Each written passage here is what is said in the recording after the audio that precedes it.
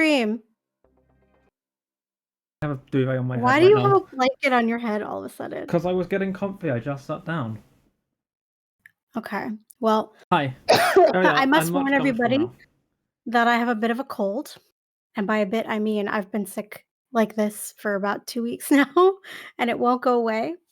That seems So I unreasonable. apologize if I cough on mic. I will try to mute myself before that happens as much as possible.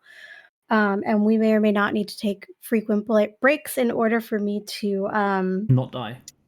not die. Drink water, not die, maybe blow my nose. I don't know. We'll I think see. not dying is the most key bit there, and yeah, we definitely failed to coordinate t-shirts today. Also, fun fact, this is my first ever Just Chatting stream.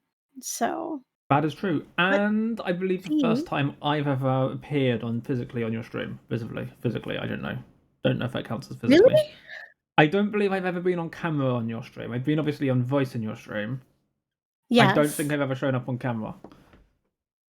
I could have sworn we did something with cameras at one point, but maybe it was somebody else that I'm thinking of. I know my friend Mila did double cam with me when we played Don't Starve together like 3 years ago on Twitch. So anyway, today is a charity stream. It is the last week, so the final push for raising money for JDRF during Diabetes Awareness Month. As a reminder, you can type !charity in the chat to get the link. I'll even do it for you so you can see how it's done. It's just like magic. Yes, it really is. What could possibly go wrong? Dark has blown his goal out of the water. So if you feel like donating, like come over to my stream and donate on mine because I'm still $450 short of my goal of $1,000. We've so far raised $550, which I think is amazing. And even if I don't get to the goal of 1,000, I'm very happy with what the community has been able to do this month. So thank you all so much. Every little dollar counts, and I super appreciate all of you. And is there anything else to say, Dark, before we start talking about... No, go donate to Erica's thing. Like, my link doesn't actually go to my thing anymore because... Did you update it to mine? Yeah, no, my link literally points to your campaign. Awesome, amazing. Thank you, Dark's community, in advance for your kind contributions. That, basically. Yeah, so we're going to talk about what living with type 1 diabetes is like. During today's stream, I brainstormed some questions, so I have some notes, which I will reference, but I wanted to start... I did none of this. I have not prepared even slightly. Yeah, no, it was completely my idea. This is fully on brand. Erica is massively prepared. She messaged me 2 hours before the stream was due to start saying, we should probably make sure that video stuff will actually work. And I was like, unlike if that hadn't been said, I'd have jumped in a voice channel like maybe half an hour before. I was like, oh yeah, we should probably do it. You have to like orient the cameras. Yeah. Like, and I had to make sure they were perfectly half and half the screen, but also leaving room for like the cat bed in case the cats appear in the background. Cat is important. Like, these are important things to worry about when you stream on Twitch. Anyway. Again, sorry for the coughing. Oh, and now I have a hair in my mouth. There we go. Fixed. What was I saying? I've lost track already. I don't know. Should we just give up and end now? You just started talking about how prepared I was as I was going to start. Yeah, you had a list of questions. Yeah. Well, before we get into the questions, I wanted us to talk about what type 1 diabetes is and how it's different from type 2. That's probably... Before we get going, yep. So for those who don't know, type 1 diabetes is an autoimmune disease, and type 2 diabetes is metabolic. The reason they're both called diabetes is because they have the same endocrine, like they affect the same endocrine system. They both affect the way your body uses insulin.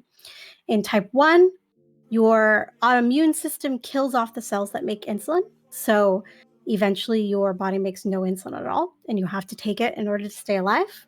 Yay. In type 2, typically your body still makes insulin, but your body is unable to absorb it or use it just correctly. Gets ignored.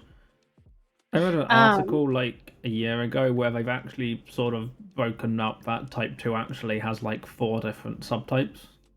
All of which behave differently. And I don't remember what any of them are because I have enough diabetes to deal with already. I didn't care enough to try and memorize 4 different types that I don't have. So, in the list of things to further research, that's a viewer problem. Thank you for the follow, June Tricks. Really appreciate it. Hi, June Tricks. So yeah, the main types that everybody talks about when they mention diabetes are type 1 and type 2, but there's different types in each of those types, and there's also a type 3, which is gestational diabetes, which is just diabetes while you're pregnant. Super fun stuff. Woo. But the crux of the matter is that one's autoimmune, one is metabolic. They may be treated similarly. Type 2 diabetics can take insulin and often do. Thank you for the follow, Tara the Bard. Super appreciate it. But the cause of the condition is different. Yes. Type and 2, no amount of sugar. I just want to put this out there. No amount of sugar causes any type of diabetes. Yeah, that seems reasonable. Period. Paragraph. End of sentence. Type 2 people tend to treat it, quote unquote, manage it through diet, and there's assorted numerous stories of, oh yeah, I'm not type 2 diabetic anymore, which is all very well and good. Quite a lot of type 2 diabetics end up insulin treated. You can reduce the symptoms. You can reduce the symptoms, diabetes doesn't really go away because it's never the point it's metabolic. Yeah. Because it's metabolic, you can treat it with stuff like diet, exercise. This is what type 2 diabetes is associated with. I would be so screwed if I had type 2 diabetes. But if you don't keep those lifestyle changes, the symptoms will come back. Yes. So it's not cured. A cure means you don't have it anymore no matter what. Cool. Mars bars for dinner.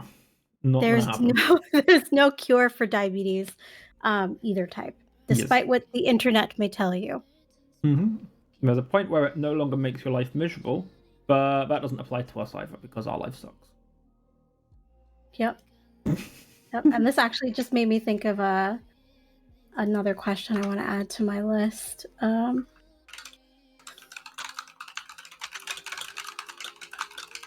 Tara says, that is exactly what I found, and it was a struggle with the doctors, was pre-diabetic and PCOS. I used to know what that meant. They pushed diet PCOS. Yeah, I abbreviated it to say it faster, because I'm... whatever. They pushed diet only, but it didn't make enough of a difference. Type 2 can be treated or mitigated with diet and exercise, but it's often not the only thing that helps. And people with type 2 often need supplementary insulin and or drugs that increase your body's ability to absorb insulin. I think it's metformin is one of them. Yes, that's the quote unquote main one. That's the OG type 2 diabetes medication. And also, fun fact, you can have both types of diabetes at the same time. Then, it's great. Yay. It's like, well, diabetes, my life sucks. It's called double diabetes. Yeah. I have a friend who has this. For when your life didn't suck enough already. Everything about it sucks, but most things suck. When you only have both, it sucks mostly. I would be screwed if I had type 2 diabetes. I'm not good at diet management.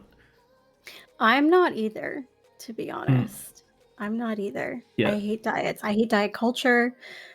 There's a lot of what goes into type 2 diabetes treatment is shaming the patient for their choices, even though a lot of it you can't really control no matter what you do, and it's terrible. Type 2 I've seen before is called has been called a Western disease, which is to say it is the result of basically McDonald's existing, and also Nestle and Cadbury's and all. It's basically the result of capitalist overconsumption, processed food, all of that, which is probably not necessarily entirely incorrect.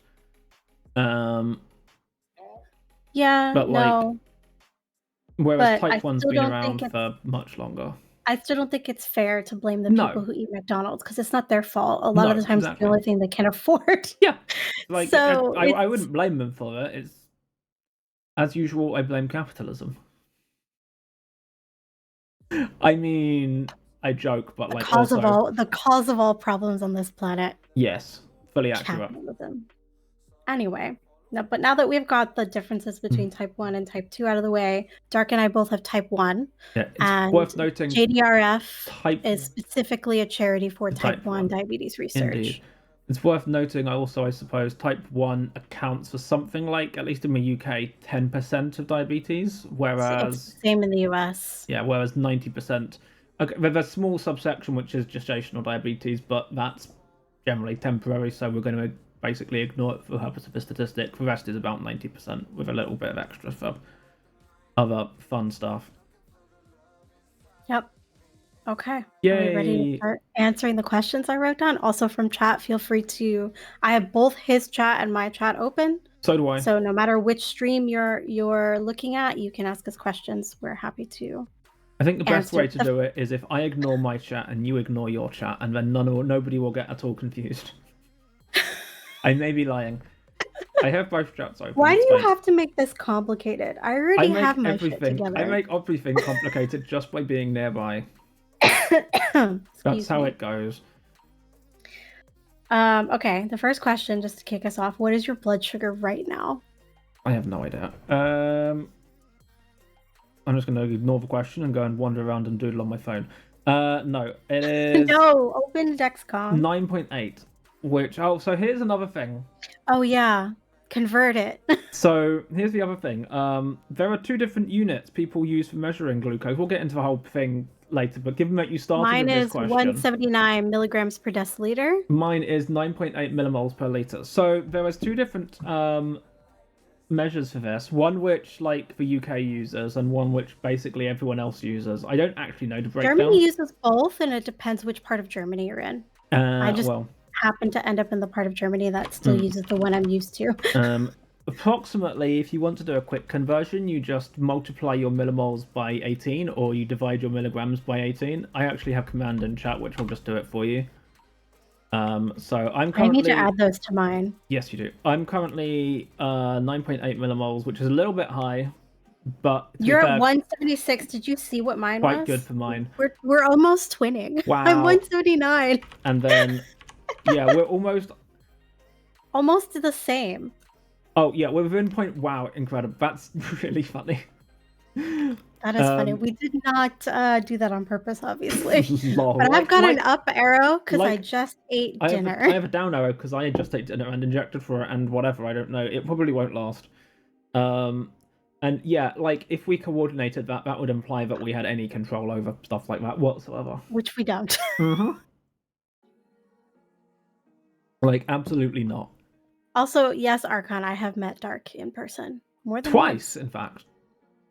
I thought it was 3 times. Twice in London, once and in once Amsterdam. Yes. Mm-hmm. And every single time I made things difficult. Next question is, what is your diagnosis story? You want to answer first? Yeah, I'll do that. So, relevant context here, my mother is a pharmacist, and so deals with this nonsense on a regular basis already before I came in and caused more problems. So, we were... Yes, Mel, put questions in chat, because it's just easier than us trying to keep track of 2 chats, 2 discords, and that's just not helpful. We could probably do it, but I don't feel like it, so we're not going to. So just dump the questions in either chat. Anyway, so we were out on one of those things where you go outside and, like, do walking. It was horrible. And, well, actually, no, before that, I hadn't really mentioned it to my mother and school hadn't noticed, but at school I was always having a much larger bottle of water than usual, would have to go to the bathroom probably once every 2 lessons, half the time in the middle of a lesson. The stuff like that. Which hadn't got noticeable enough that school had actually mentioned it to my mother yet. Which might have sped things up, but whatever. Then one day, in the Easter holidays, as we were off school, it was Easter holidays, before Easter, which is probably a good thing, all things considered. Because that would have been an interesting amount of chocolate. Anyway, we were going for a walk on, like, hills or whatever, and on the way back, I was desperately in need of the bathroom, and so, like, went off ahead to get to the bathroom, and immediately was going all the way back to my mother, who had not caught up with us yet, so I could ask for some money so I could go and buy a bottle of water. At that point, this was like the first significant whatever, and because again, pharmacist therefore knows slightly more about this. I don't know why I'm literally just holding a glass of water now because I'm talking instead of drinking it. Anyway, that point, some things slightly clicked for her, and we stopped off and bought urine test sticks on the way home. And then by the end of the day, we'd gone to the doctors and then the hospital, and the hospital said basically, "Yeah, you're fucked." Not in so many words, obviously. Thank you, Mel. And that was basically that, and I was on insulin that night. My starting sugar level, I don't. Did you have to stay any nights in the hospital? I didn't have to stay overnight because I had a relatively. Wow. I had a relatively smooth induction into the "Your Life is Fucked" club. And did they give you any training, or because your mom was already... I did my first injection that time. The first time my mom... You did your first injection on your diagnosis day? Yeah. Wow. I should add, this was about a week before my 15th birthday, so I was not like... I was going to say, how old were you? I was 3 years old. No. This was like a week and a half before my 15th... You're still giving yourself your own insulin. Right? Can you imagine? That would not have happened. No, this was about a week and a half before my 15th birthday at this point, so I was mid-teens. And the first time my mother gave me an injection, I specifically said, "You're not allowed to do this unless I am unconscious, so I can't feel it." Because it was very painful the first time she did it. For a pharmacist, she had a phobia of needles she has since managed to get over, partly because I exist and partly because pharmacists have to do all sorts of vaccinations and stuff in this country now, so... it was sort of necessary to get over it. Basically. But yeah, so that was my thing. I went home overnight, came back the next day for the proper induction, like the full. And here is now this entire bucket load of stuff that you need to know about for the rest of time. And yeah, that was a thing. I'm really surprised you didn't have to spend the night at the hospital. That's very unusual. Yeah. Apparently I was amazing. I'm trying to remember exactly what I don't remember specifically. I believe my starting sugar levels was something like, I'm doing the translation now, it was around about 500, and somehow I was not completely ketotic and dying by that point. I don't know how. But I have to assume that my mother, because she recognized the symptoms relatively early on, it was just... So I might be high on sugar, but my ketones are not skyrocketing through the roof. Don't worry, we'll get to ketones. I have lots of fun stories about that. I do suspect that had I had a, shall we say, more bumpy start to this particular journey, later things might have gone slightly more smoothly, but maybe not, I don't know. You don't get to choose when your bumps are on the road. There's also that, yeah. Anyhow, your turn. My turn?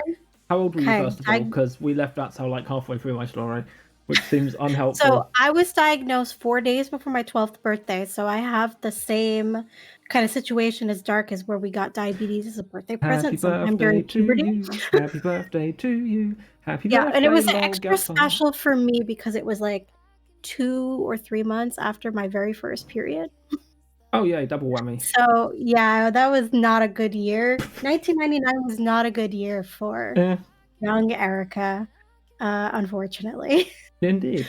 But to preface, my mom caught my diabetes very early because my younger brother already was diagnosed with type 1 when he was 3-ish, 2.5, 3 years old. And he's 3 years younger than me. So by the time I was nearly 12, he had it for like 6 years. Yeah. You guys recognized the signs. What set my mom off in particular was that I asked her to make me 2 peanut butter and jelly sandwiches for lunch because I was so hungry.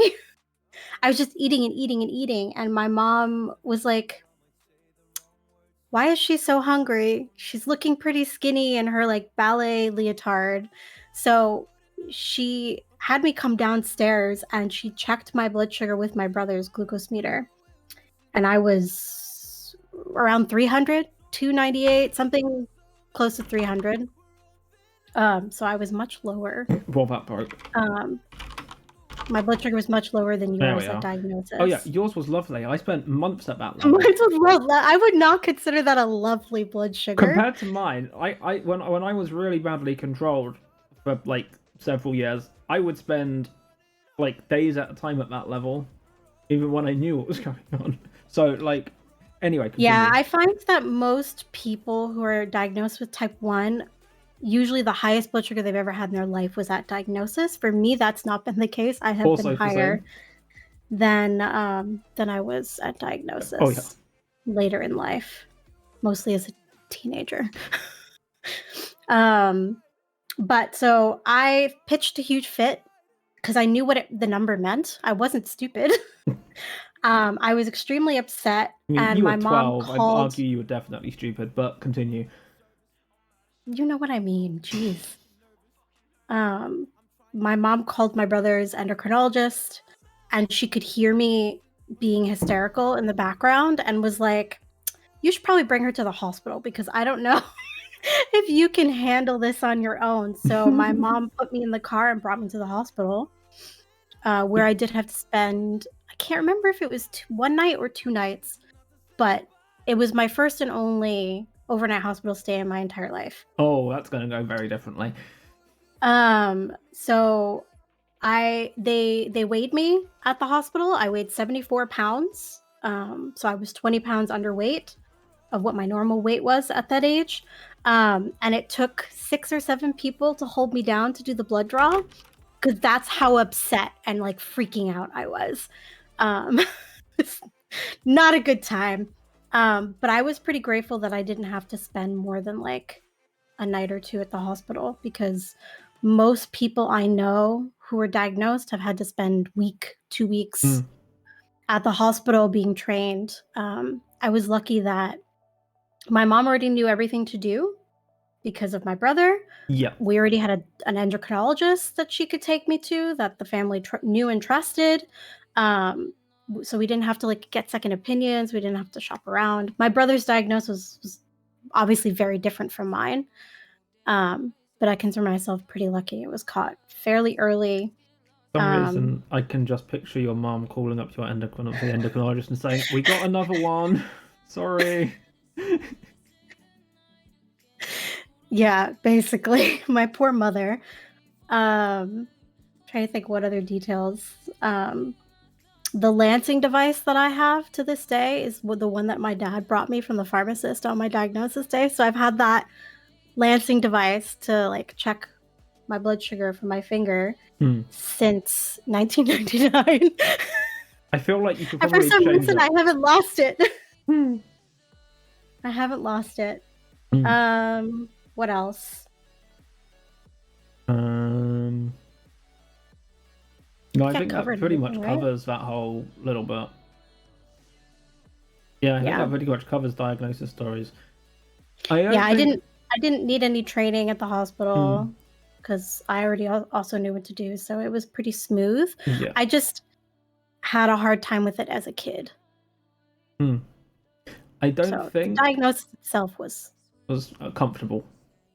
It was a canon event.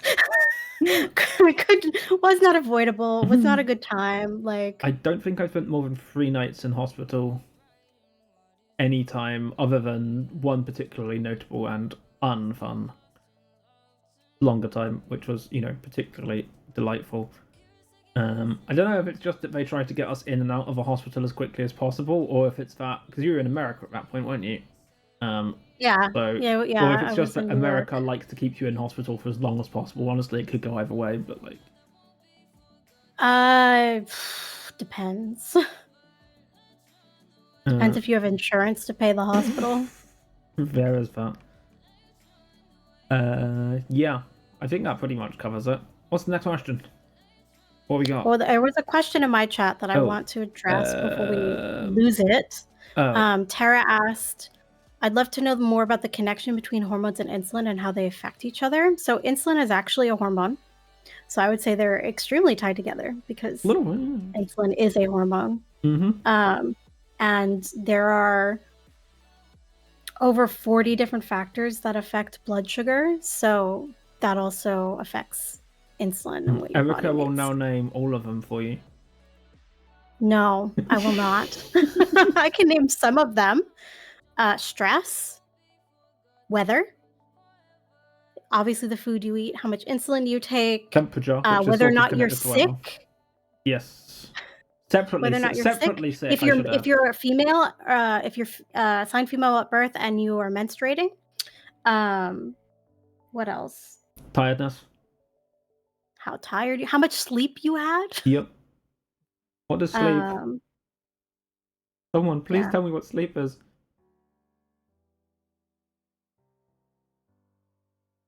Mel also has a question. Mel does also have a question. I'll read this one. Why is so much emphasis placed on T1 and T2 being so different? It seems like those differences are being erased as more research comes through, and the medical care seems the same.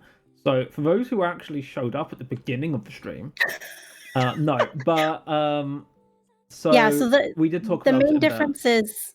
You want me to? Do you want to do a quick version of the same thing again? The quick version is that type 1 is autoimmune and type 2 is metabolic. So 1 is an autoimmune disease, your immune system's involved, they kill the cells that make insulin. Type 2 is more your body is having trouble metabolizing insulin. So that's the biggest difference. Type 1, we literally have no insulin other than that we manually give ourselves. Whereas type 2's, the various variants, that's a stupid sentence, of type 2, they have insulin, it's just one way or another their body is either ignoring it or destroying it on site, or one way or another it's not getting where it needs to go.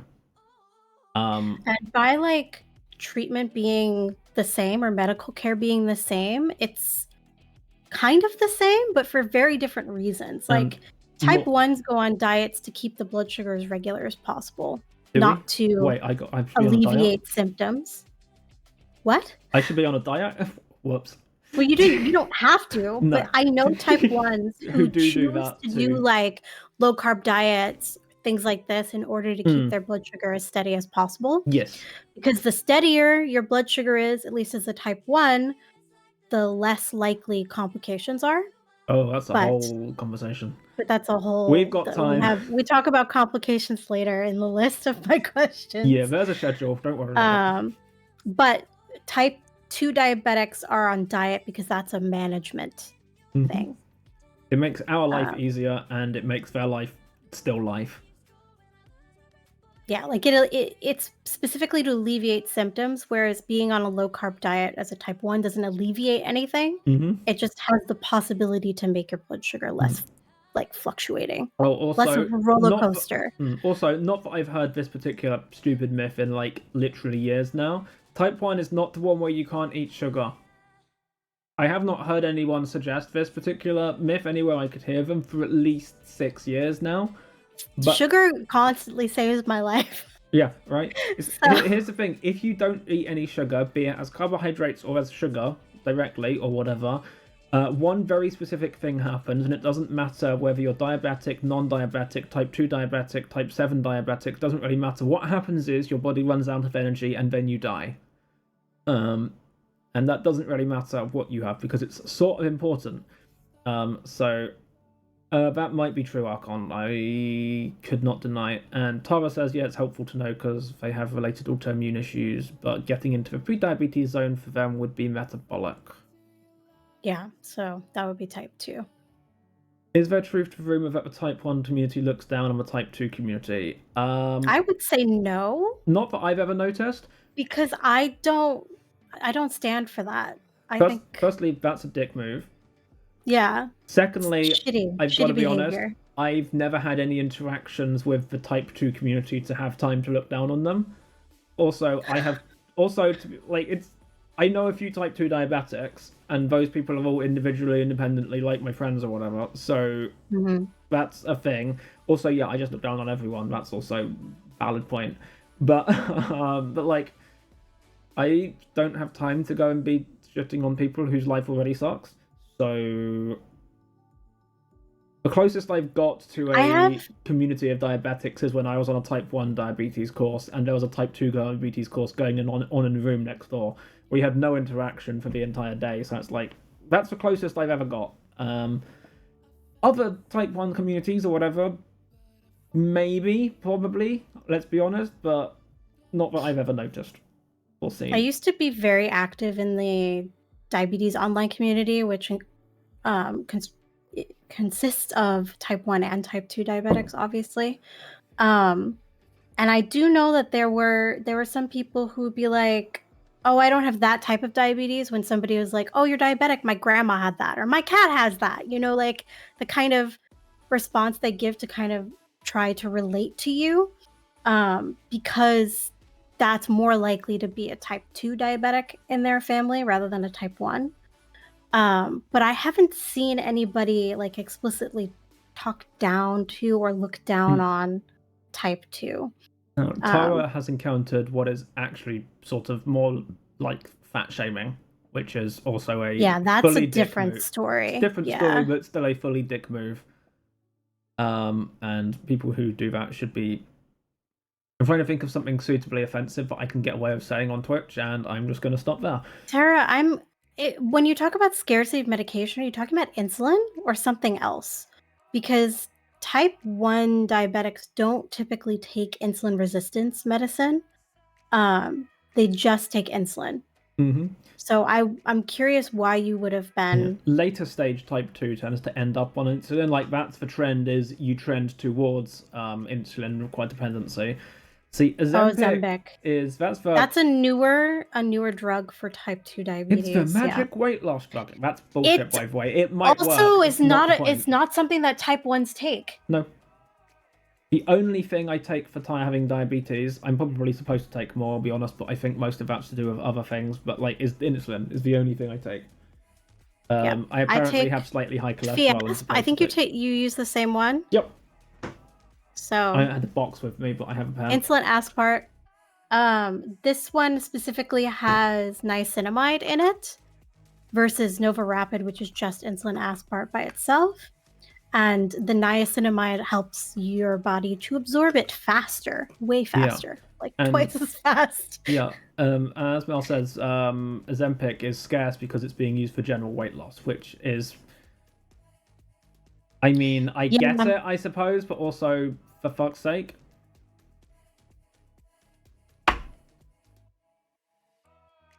Mel asks, are women with type 1 ever encouraged to use birth control to regulate their hormone cycle to make it easier to manage their diabetes? No, because hormonal birth control messes with your blood sugar. Hormones is one of the factors that affects blood sugar. Naturally. That's why menstruation affects blood sugar, because it's very hormonal.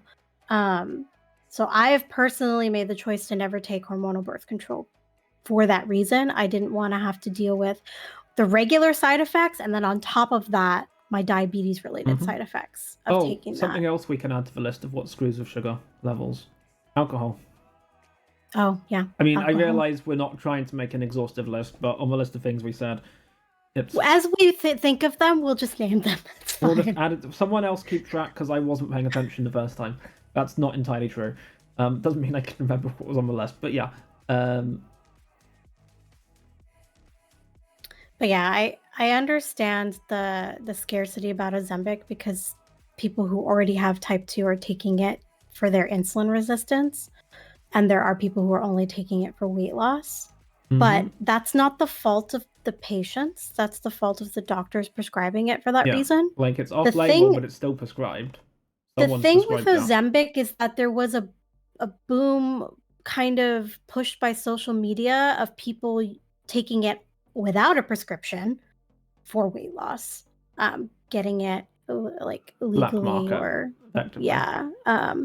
and that also put stress on the supply. Which is really unhelpful. Also, pre-diabetes is diabetes. I really hate the term pre-diabetes, because it makes it sound like you're not there yet. Just because you're not, again, it's a tricky word. For want of a better way of putting it, full-blown diabetic. It's like stages. Yeah. Like type 2 has stages because it's metabolic. Pre-diabetes is the first stage. Mm-hmm. So I would prefer if they called it stage 1 type 2 rather than pre-diabetes, because I think that would be less misleading. We may have to start a series of public executions until they agree to change their wording. I'm sure that will go over very well. No, probably not. And if you have money to purchase it, your doctor is also more likely to write you the script. Well, yes, there's also that, especially in like America, where they probably get kickbacks. Yeah, you can't do that as much here. The prescription drug economy in the US is a whole different story that we're not going to be able really to touch on. Besides the fact that insulin is like over $300 a bottle without insurance there. Oh, it's getting a bit better and now. It is the reason I moved to Germany. It's getting a bit better now. That's, well, in some circumstances. No, it's not. Well, the uninsured price is still the same. Medicaid or Medicare, whatever it's called, has a limit on... That's insured price, though. They've capped the insured price. This helps nobody if you don't have insurance. And don't qualify for Medicare. That's fair. Tara's sugars was steadily climbing, or not sugars, well, wait, yes. Sugars was steadily climbing, and with no intervention, it would become full type 2, quote unquote. Stage 2 type 2. That's just confusing. And since they blame my diet, do not recommend this. I just stopped eating. Don't do that. I did that. It's never your diet. No, I did that for a month once. It was really ineffective. And I felt like shit. So don't do that. Archon Shade says existence is too damn expensive, and that is correct. Accurate. Especially if you have a chronic condition and you're American. It's like double whammy. Yep. But yeah. What's the next question? Did we answer all the ones in chat? I think we've caught up with chat, and I think we answered our last question was. The next question on my list is, does type 1 diabetes run in your family, or are you the only type 1 diabetic? No, just me. Literally, just as far you out of the blue. As far as is known, I'm the only type 1 diabetic anywhere in my extended family. I'm sure if we trace it through 15 different marriages and 90 cousins or something, but that sort of defeats the point, because by that time there's no meaningful blood relation anymore. But as far as I know, it's just me. I'm special. Yeah. So type 1 is interesting because you can have cases like Dark, where he's the only one that they know of in his family. Or you can have cases like mine, where I have diabetes. My younger brother has diabetes. My paternal father or paternal grandfather, so my dad's dad, also has type 1. And all three of us wear insulin pumps. So you can imagine the family gathering. When somebody beeps, we're all like checking. Wait, who is it? Who is it? Who's dying? And I also have type 2 that runs on my mom's side. So my mom's dad had type 2, and now my mom has type 2. So we got diabetes all up in there. And I remember when I was younger, we participated in a diabetes study. So it was me, my brother, and my sister, basically giving our DNA to science so that they could analyze what my brother and I might have in common, but my sister didn't, because my sister has never developed type 1. You two have type 1 diabetes in common. Yeah, very funny, Dark. They're talking about it at DNA level. I know.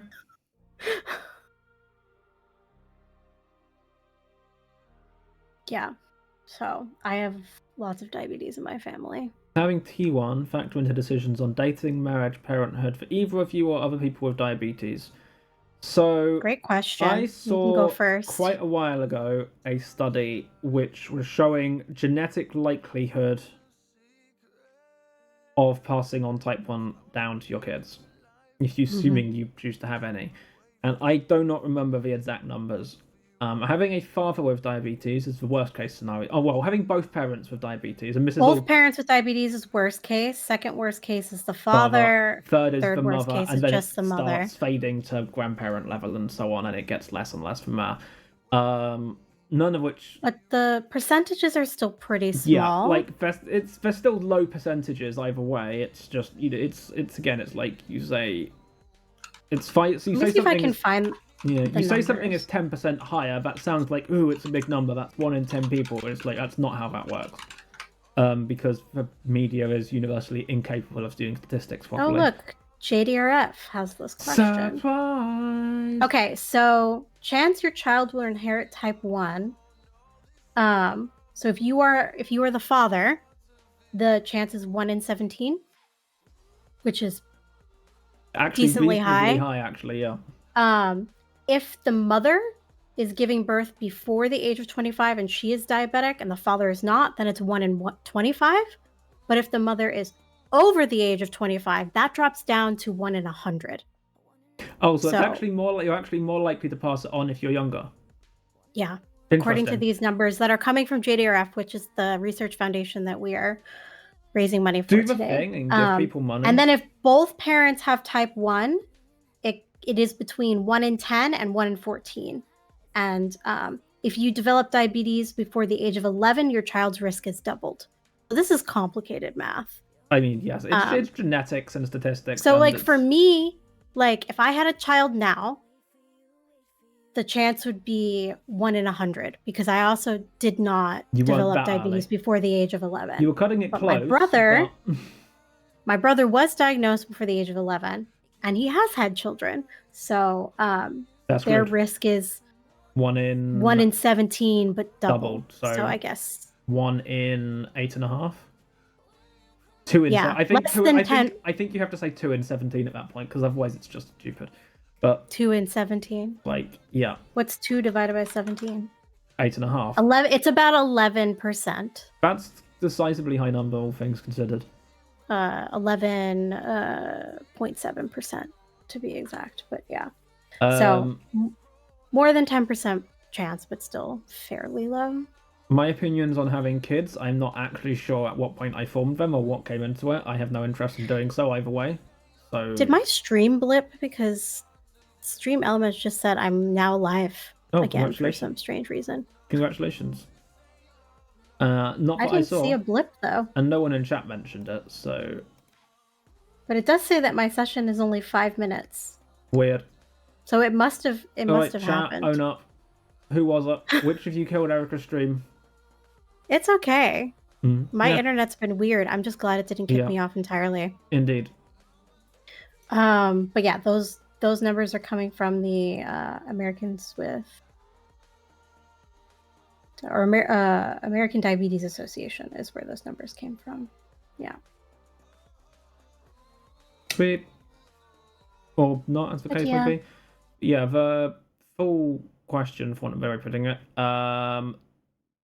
does having T1 factor decisions on dating, marriage, around notify with you, or of people having diabetes? I'm quite certain it factors into, like, I mean, as much as anyone who knows they have a medical condition or knows they might develop a medical condition would think about wanting to, not give it to their kids.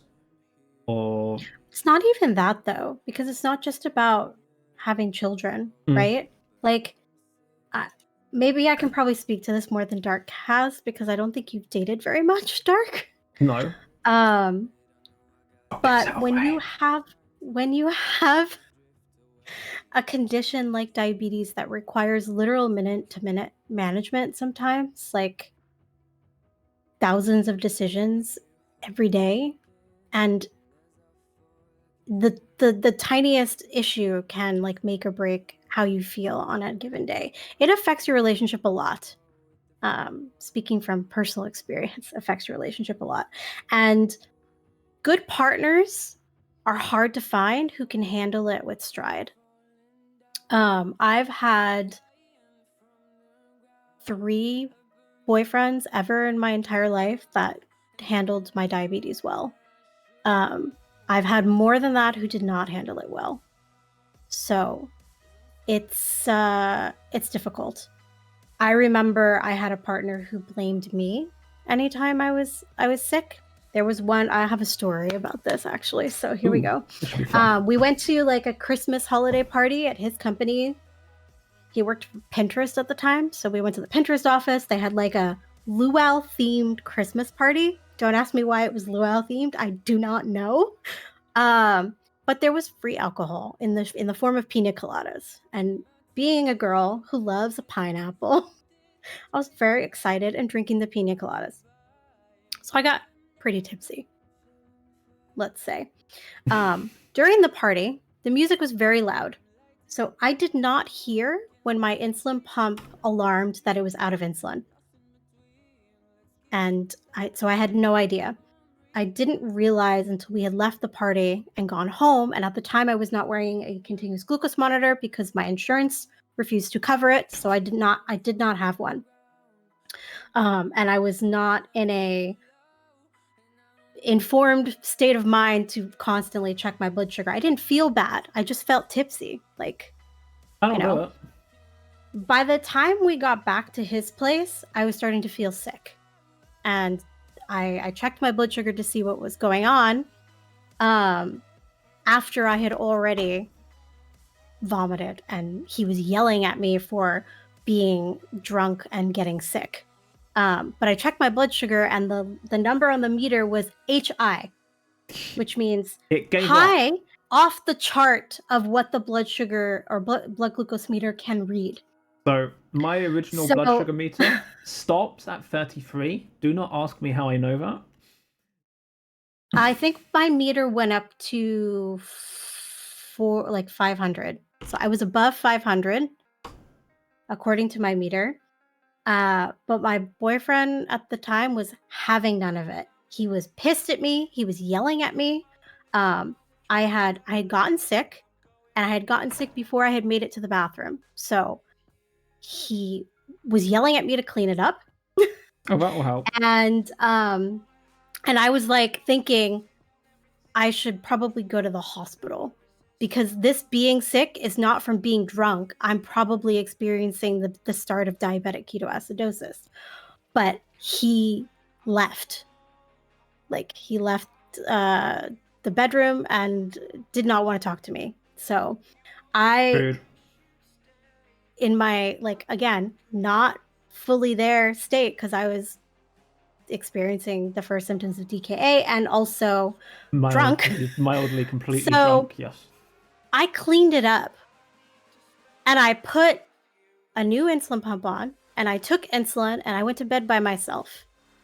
And the next day, I did the laundry, and I apologized, even though I had honestly nothing to apologize about. And he tried to play it off as, I'm only concerned about your health. You shouldn't get so drunk. Even though I tried to tell him that the being sick part was not from being drunk. I didn't have that many pina coladas. I had maybe 3. That is not enough to get me that sick. It really isn't. Especially when I was 23 at the time, 24. This was 10 plus years ago. So yeah, after that, I was like, I can't date this person anymore. He treated me like absolute crap in the moment where I needed him the most to be supportive and to take care of me, and he refused. And that was also the time where I realized that I have to be really careful about depending on other people, even people that I'm dating, because I can't trust that they're going to take care of me. And that was a really scary realization to come to at that young of an age, early 20s. So high five for Erica, even if you don't want children. Sorry, what? High five for Erica dick punch from that guy. All right, Archon, I hope you're happy to know that I broke up with him, and I made him cry when I did it. So excellent. All's well that ends well. He had it coming. Was it by text? Yeah. No, I did it in person, because I'm not a dick. Another high five. I did it in person. Also, how can you do it by text and confirm that the person cried? Oh, that's true. They video call you. Do it in person. No, they video call you immediately after, trying to convince you not to completely abandon them. That's how. No. Did you do it in front of his mother? I would have if his mom was alive, but I did it on Mother's Day, and his mom is, he had mom issues. I did make him cry. Excellent.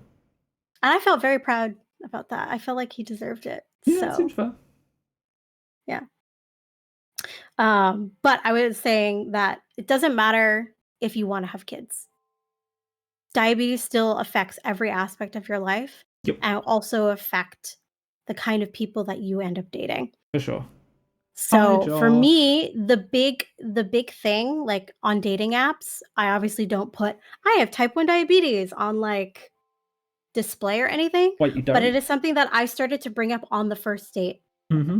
And I stopped hiding my insulin pump, my glucose monitor, because I needed them to know, as right up front, this is a part of me. I can't control it, and I need to see how you react to it, because that will then inform whether or not I invest time and energy and emotion into that relationship. If you can't deal with Erica being a cyborg, then you're just going to have to go and find someone else. Literally, you can just go home. Hi. I'm not having it. How are you? We have a Josh in the chat. Hello. This Hi, Josh. Is mostly Josh's fault that we're all here, by the way, technically, officially. For those who don't know, Josh is the director of Game to Give. Like a job title and everything. The story is like horrifying, but I hope that it's a duvet, explains a lot about how diabetes can affect your dating life. I went on a first date also with somebody when I was like 18 or 19 years old, and he insisted on ordering for me at the restaurant, including a sugary beverage. Let's just say he didn't get a second date either. But like things that you wouldn't think of if you weren't diabetic, like ordering a drink for somebody, to be like, oh, this is my favorite drink, you should try it, I'll order it for you, and not even thinking about did he pay how it might affect their very difficult to manage medical condition. Like, suffice to say, I did not drink the beverage. Personally, I find sugary beverages to not be worth my insulin. Yeah. Especially at the time when insulin was very expensive and I was paying for it, so I'd rather save that for cake. Yeah. Than to drink cake's much more worth a sugary iced tea. Yeah, cake's much more worth it than a sugary drink. Always. Also, chat is asking if you're wearing a cloak. Yeah, I do have a cloak. I wear it when I'm DMing for D&D stuff. But no, this is a duvet cover. He's cold. Can you tell? Yeah. Do you know you can turn your heating on, right? Yeah, that's probably true. Then someone else in the house would probably complain that it was too warm. And or too expensive. So yeah, let me know if you want more dating horror stories.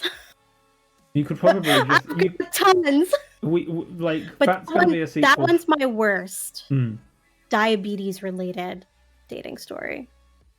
So, June Tricks wants more. More diabetes related dating stories. So think of one that's appropriate to one of the upcoming questions. But yeah, it's like anyone you spend an extensive amount of time with, one way or another, has to be able to deal with whatever either problems may come up or just literally day-to-day life. And that's before you have kids and potentially ruin their life as well. Again, like, it doesn't matter if you want kids or not. Like, that's also a factor, obviously. But even if you don't want them, it's still going to come up. It's still going to be an issue. Yep. Josh's T1D daughter had a sleepover recently, and the friend wasn't understanding about the beeps. We surmised there are friends, and then there are sleepover friends. Yes, that seems... Yeah. I didn't get an insulin pump till I was 15, so I didn't have any like sleepover beeping issues until I was older. But yeah. The first and only sleepover I had as a kid, I was still on daily injections, and my mom insisted on coming and giving me the injection because she didn't trust me to take it myself. I mean, given what happened when you were diagnosed, I can sort of understand that. Also, like, in general, I was deathly afraid of needles pre-diagnosis. Which I'm sure definitely had nothing to do with your brother. So I did not, unlike Dark, I did not give myself my first injection the day I was diagnosed. It took me a year to do it myself. Yeah, so I was 13 before I could do it myself. After diagnosis, I was apparently, which was surprising to me at the time, I was perfectly fine with it, and it was apparently unusual for someone my age to be that comfortable just giving themselves an injection straight away. Yes. Which is, and that my case is more common. Yeah, your case is more common. My mom sent me to diabetes summer camp to help me get over the fear of needles. No, mine was, cool, I'll just do this then. And so I did. And then they also said your parents should also know how to give you injections. For any reason, basically, should they need... Like if you are unconscious? If I'm unconscious or like if I'm just not, for whatever reason, able to do it myself, I should just know. So my dad did it, and that was absolutely fine. My mother did it, and this was with an... I don't know if my dad's ever given me an injection, because my parents were separated when I was pretty young, and I think by the time I was diagnosed, my father was not living with us anymore, so I don't remember if he's ever given me... He must have in that first year, because we had dad days. Once a week I would spend the day with him.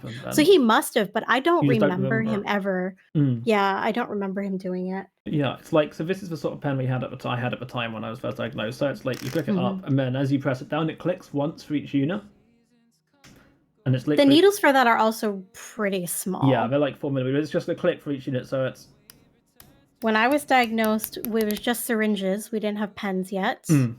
And the syringes were much longer than a pen needle. Yes, they would have to be. And yes, that would not help.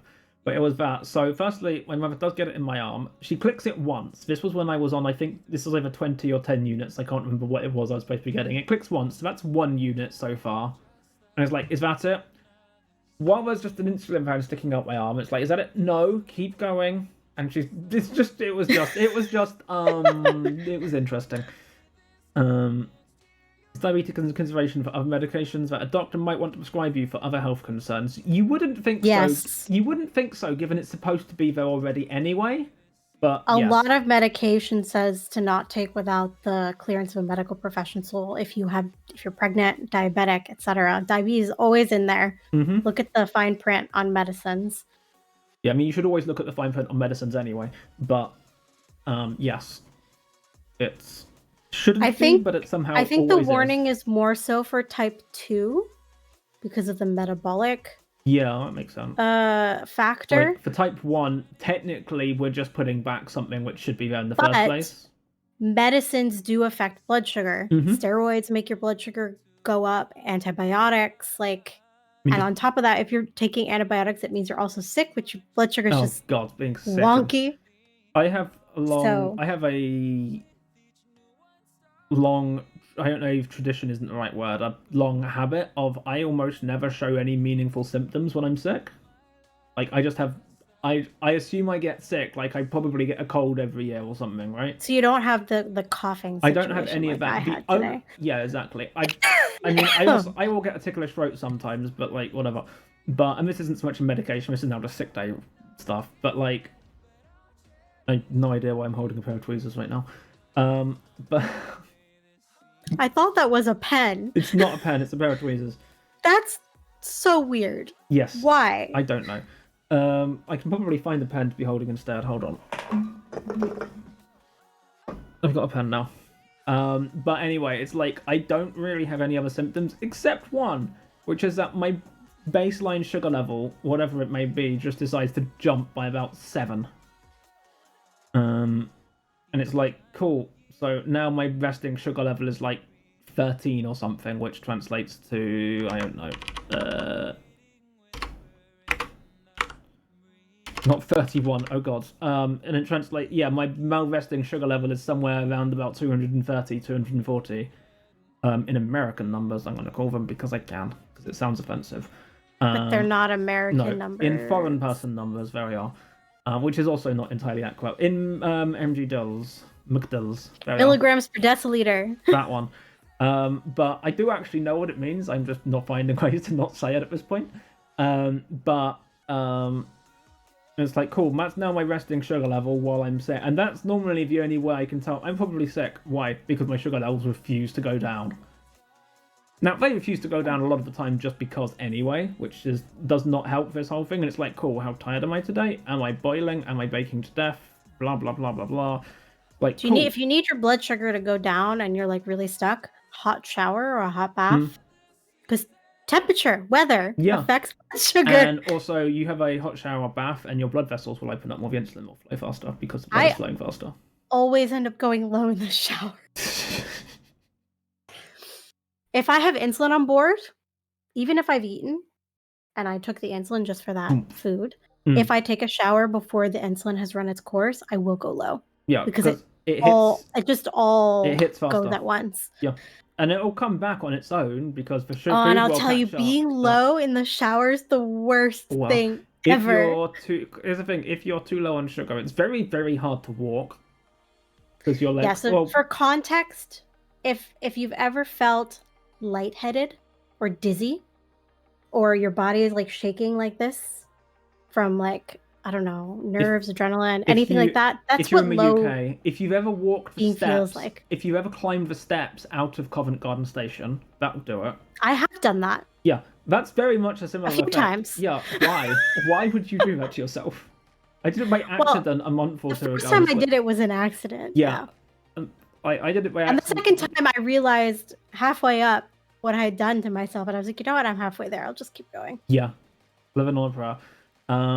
But yeah, it's like it's like there is. I don't think there's any other tube station in London where they literally put the number of steps you have left on notices on the wall as you're climbing up, and it's like you get to the top, and it's like, cool. It's really hard to walk now because your legs are just dying. So being low makes you feel lightheaded. It makes you feel dizzy. It makes it difficult to walk or stand up straight. Some people describe it as drunken behavior, which is a.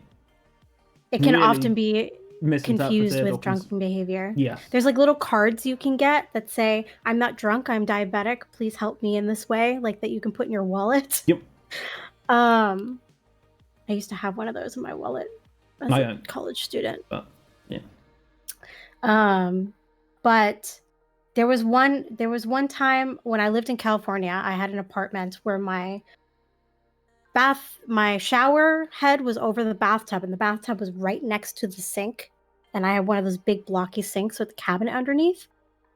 And I remember going low in the shower, and I almost slipped while low in the shower. And if I had actually slipped, I would have face planted right into the sink. That would have been really painful.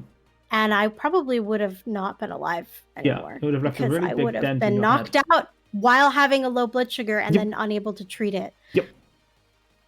And it was like life flashed before my eyes. I was like, holy shit. Yep, that's about it. And, I lived alone with my cats. So it was like, who's going to find me? The cats would. I wonder how long until they decide to eat you for dinner. The door was closed. How are the cats going to get in the bathroom? They're cats. They'd find a way. No, they don't know how to open doors. But yeah, that's what you think. But yeah, it's after like that's that, not good.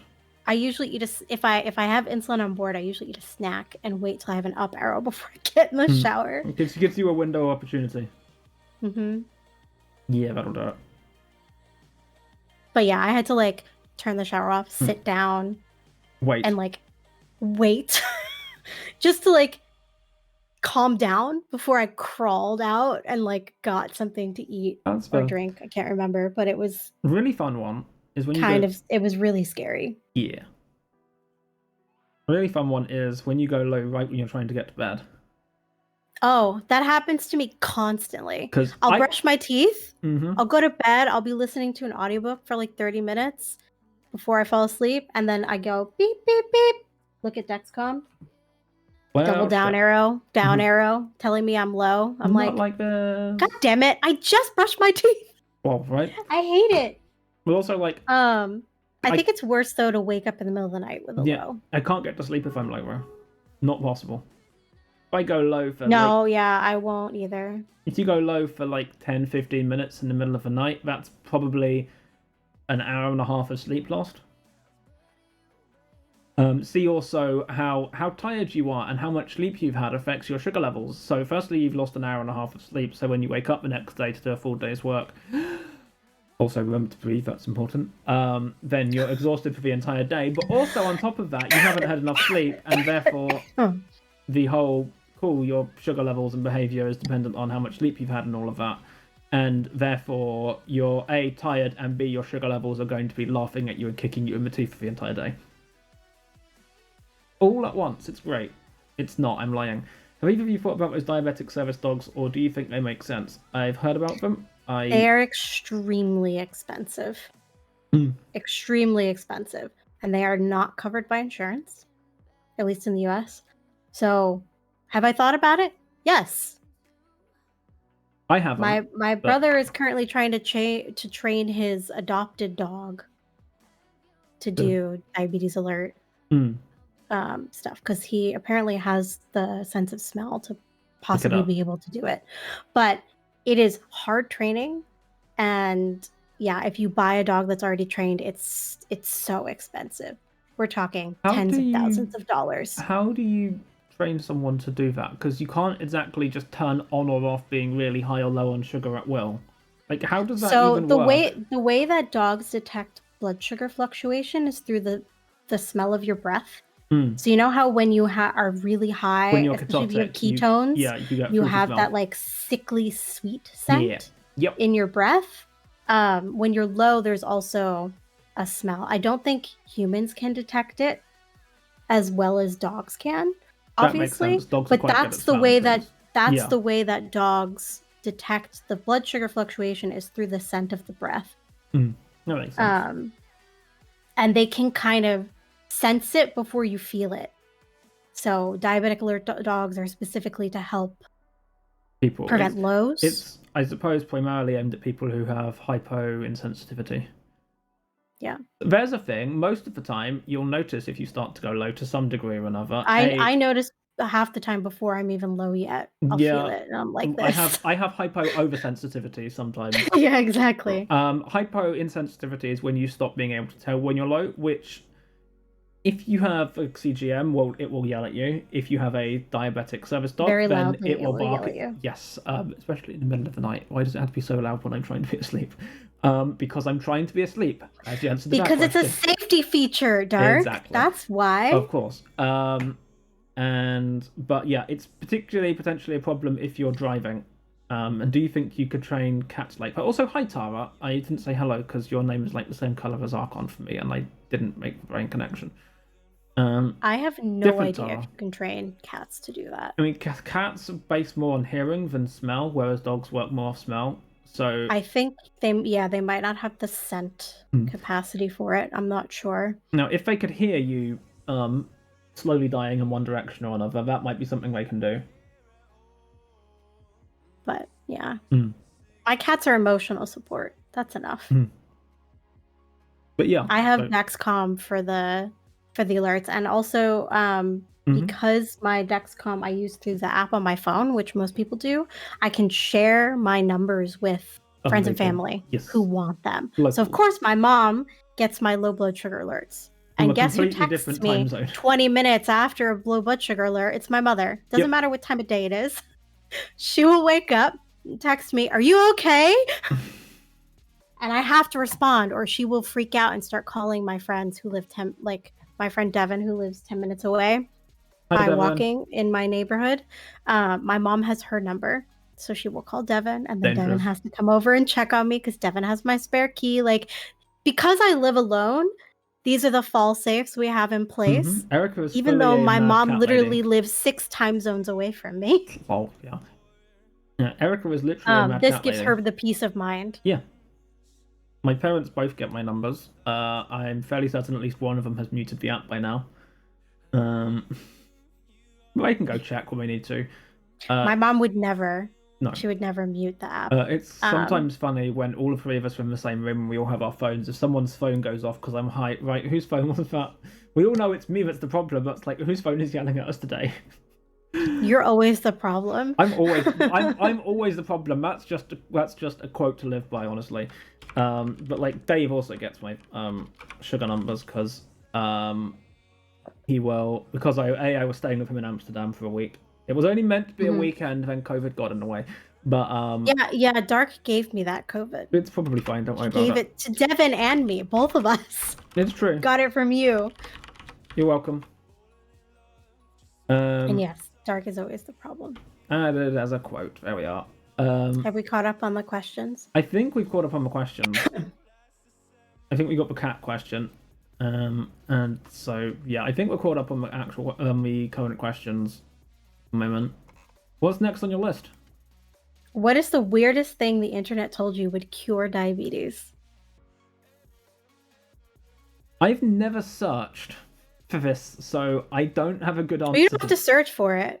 People just tell you, or at least people tell me all the goddamn time. I don't think they've ever actually tried to tell me.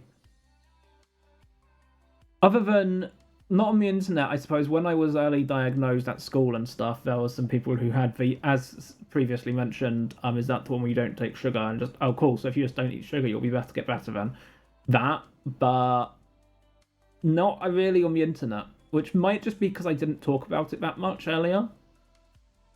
I don't know, because like I never, when I actually still used Facebook, lol, I didn't really talk about it on there. Most of what I talked about, most of my any time talking about it has been from streamer persona, for want of a better way of putting it, on streaming Twitter accounts and Discords or whatever. So there's been a bit of that, but I can't remember. Nothing that stood out to me anyway. Some idiot, stupid tweet response or something somewhere, which I just immediately dismissed because they were clearly a fool. Probably someone said something at some point, but not that I can actually remember. Weirdest unsolicited advice. It's again, I've not had much of the weird advice. Which might just be I don't know what aura you're giving off that people don't give you unsolicited advice. Maybe it's just because you're a guy. It might literally just be or that. male presenting at the very least. Because like I have gotten unsolicited advice specifically about how to cure my diabetes, like in extremely strange homeopathic ways. Homeopathic. Oh, that'll do it. Whatever that word ways. On things like dating apps, on Instagram, on Twitter, on Facebook, like all social media. Somebody has sent me a message somewhere at some point, told me that I could cure diabetes with cinnamon, or if I just went on this stupid like particular diet, or if I did this thing. I'm actually now curious. What's the homeopathic? Or if I meditated, somebody told me I could meditate it away, or if I accepted Jesus as my savior. Like, I've heard a plethora of nonsense.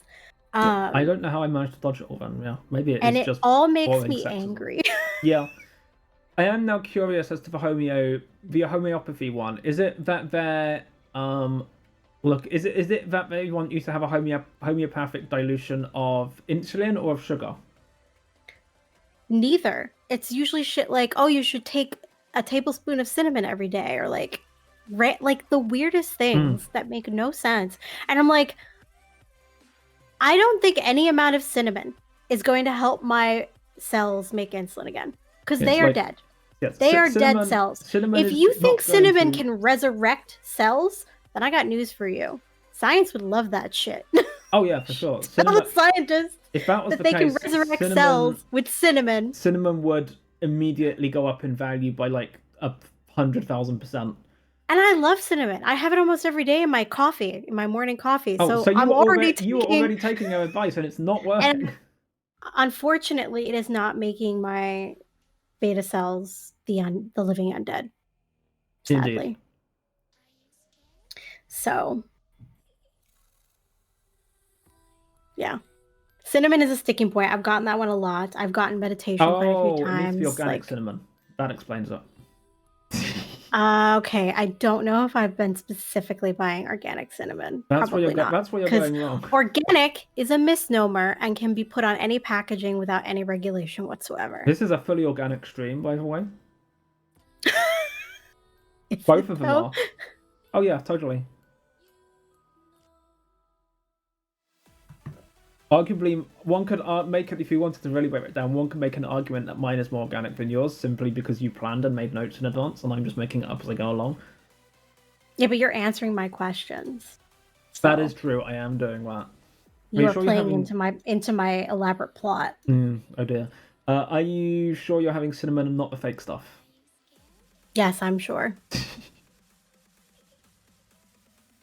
Yes, I'm sure. They don't have fake stuff here in Germany. Oh, yeah, that's the point. It says cinnamon on the package. It's cinnamon. Yeah. You can get away with that in America. If you do that anywhere in Europe, then just get set on fire. Yeah. So. All right. The next question on my list is... Actually, I think I want to ask this one first. Diabetes-related war stories. I know you have a few. Yes. So you can go ahead and start. Okay, so we've previously discussed how the only time Erica's ever had to stay overnight in hospital was at initial diagnosis, and how I had a really quite smooth addition to my miserable existence with getting it at the beginning. That lasted about a year and a half, a little bit longer. Then I started what could best be considered a trend, shall we say? That's probably not the right word, and it's definitely not ideal. So the very first time I had to spend a night overnight in hospital for anything, and it's always been diabetic, one way or another. I've never had to do an overnight for anything else. Was so everyone knows that the calories you eat at Christmas don't count, right? Everyone knows this. This is just fully accepted fact that calories you eat at Christmas and Thanksgiving. And Thanksgiving. Well, in America and Thanksgiving, yeah. I'm not a Thanksgiving person, but nonetheless, yeah. So that's the thing. What you might not know is that also, especially if you're diabetic, carbohydrates you eat at Christmas also don't count towards your sugar levels. They just vanish into the void, and you don't need to take meds for them. Plot twist. No. There's quite a lot of carbohydrates in an entire Terry's chocolate orange. Especially when you eat it at 1:30 in the morning and don't take any insulin for it. And are being taken to A&E on the 25th of December at about 7 o'clock in the morning. Yeah, that happened. You did that to yourself. I did that to myself. Like, what the fuck? That was not the most sensible idea I'd ever had. In fairness, by the time I'd finished eating, how old were you? 16. Okay, you were a stupid teenager. Yeah, I mean teenager. I've done the stupid teenager thing. I mean, teenager and stupid, that's just implied when you say the word teenager. But, yeah, indeed. So, that happened.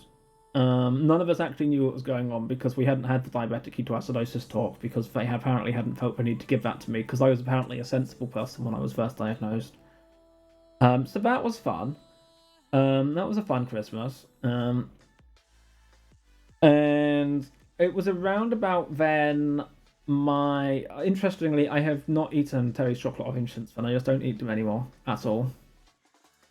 Have you scarred yourself from ever being able to? I think you have trauma associated with this chocolate orange. If I had one of those tubs where it was individually wrapped slices, I think I'd probably be fine eating them. But I'm just avoiding the full. But not the one that's the whole orange not the full altogether. Orange. Indeed, I think I should probably just avoid them. I'd probably be fine with it now, to be honest. But I'm good at being much more sensible now. Strange way that is to believe. But in any case, that was about the point where I started a long-term thing of being very bad at diabetes and dropping pens on the floor apparently. But yeah, it was about then I started a trend of ending up in hospital with DKA once or twice a year on average. Oh yeah. How many years did this happen? How many years did you end up in the hospital once or twice a year? At least DKA. 10, probably a couple more. 10 years? Yeah, give or take. It was quite bad. Erica is currently having some level I'm horrified. Yeah, right? It was all quite bad. There was one particularly bad year where I had 4 admissions. I can't tell now if Erica is coughing or crying. I think it was a cough. I was coughing, sorry. And trying not to cry at the same time. No crying. Yeah, my management is various levels of poor. It is much better now, to be fair, but in any case, it's various levels of poor. What was your last A1C? I don't remember. It's actually been better over the last couple of years because of a Dexcom. I don't actually remember what it was. I probably should, but I don't. You should probably find out. It was sometime earlier this year, but that doesn't really narrow it down. Or for the non-diabetics in chat, A1C is hemoglobin A1C. It's an average of your blood sugar over the past 3 months. Yes. And your diabetes doctor will check it every time you see them. Yep. So I go to see mine every 3 months, and she tells me what the new number is, and I'm like, cool. Yay. I don't, because the NHS doesn't have that many appointments and working doctors at the moment. This is a different question. That veers directly into politics, which we should probably stay away from because it will be the rest of the stream. American I'm or British. to talk politics. Healthcare politics specifically. Yes. Anyway, So interestingly, the first time I ever had my A1C taken, it was the best they'd had all day. And that was probably the last time. It probably spent literally years straight above 10, which is like, let's be very clear, you're aiming for about 6 to 7. That's what you're aiming for. Above 10 is definitely needs work. Yeah, normal is like between 5 and 6. Mm-hmm.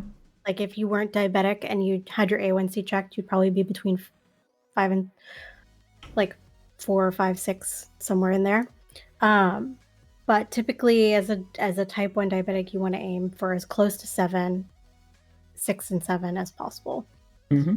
And double digits are considered bad. Not great. Yeah. So that's the thing. But no, I very much spent, for no particular reason that I can meaningfully identify, I was just bad at it. I'm sure I could have identified reasons closer to the time, but I've been fairly good since about 2018, 2019.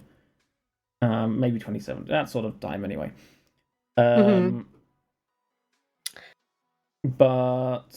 I got lost where I was going. Anyway, I was just generally permanently... You were doing diabetes war stories. I was dancing along the knife edge permanently, where it was quote-unquote fine, provided that I didn't slip briefly. And by slip briefly, what we mean is I would go 2 days without taking any insulin whatsoever and have pizza for dinner. And guess what would happen? Did you have any like particular reason for doing that? Like, because I know like diabulimia is a thing. Not that I remember. For people who are not familiar with that term, it's a eating disorder where you, as a type 1 diabetic, purposefully don't take insulin with the express purpose of losing weight. Because when you have high blood sugar, your body makes ketones, and ketones do eat body fat for energy. I've never had a weight problem, but they also eat your organs. Yeah, so they're not good to have around. The reason it's called, so DKA stands for diabetic ketoacidosis. The reason it's called ketoacidosis is because the ketones literally turn your blood into acid. Like, that's why it's called that. I know it seems obvious, but I feel like that needs a certain level of emphasis. I've never had any particular strong problem with weight, self-image, or any of that, so I don't think it was that. I did flirt at one point with, I went for about, so there were three interesting things which happened in this whole period. Okay, there were probably more interesting things, but nonetheless, 3 interesting things directly relative to me. I went for about all of a January once, where I basically ate almost nothing. To a point where even when wearing like a big baggy jumper, you can't really see any body shape through. People could tell that I'd lost weight like massively, and I went for like a month where I ate the absolute minimum. And I have no idea why I just completely lost all appetite for like a month straight before somehow I managed to talk my way out of it or whatever, and then I just started eating again because I don't know, it just happened. Cool, that's how that January went. So that was one thing. It's never happened again. It was literally just for a month at some point, and apparently I like my food too much now for that to be a problem. But whatever. Then I had another thing, which is, have you got complications on your list anywhere? Yes. Cool. I have another thing. At the end. Yeah. We'll get there eventually. Complications, me. We'll check back in on the other bit when we get to complications, because otherwise we'll get lost. And then the other bit happened in 2016. 2016 was an interesting year for the UK, which is, again, veering into politics. Was that Brexit year? That was Brexit vote, yeah. Unfortunately, it has to veer into politics slightly because it's relevant to the story. As I said, healthcare-related politics is fine. So... Because it affects us. It affects our condition. It affects the access that we have. The politics mostly only dates things, to be fair. So the Brexit referendum was on a Thursday. This was also a weekend we were going to go and spend in Ireland. So Thursday morning, bright and early, we literally get up, go to the polling station, which was conveniently right across the road from us. Now they've redrawn it, and now it's still a polling station, but ours is like a 5-minute walk down the road, despite the fact we live on the same road as the polling. Anyway, I digress. We literally voted, got in the car, and drove off.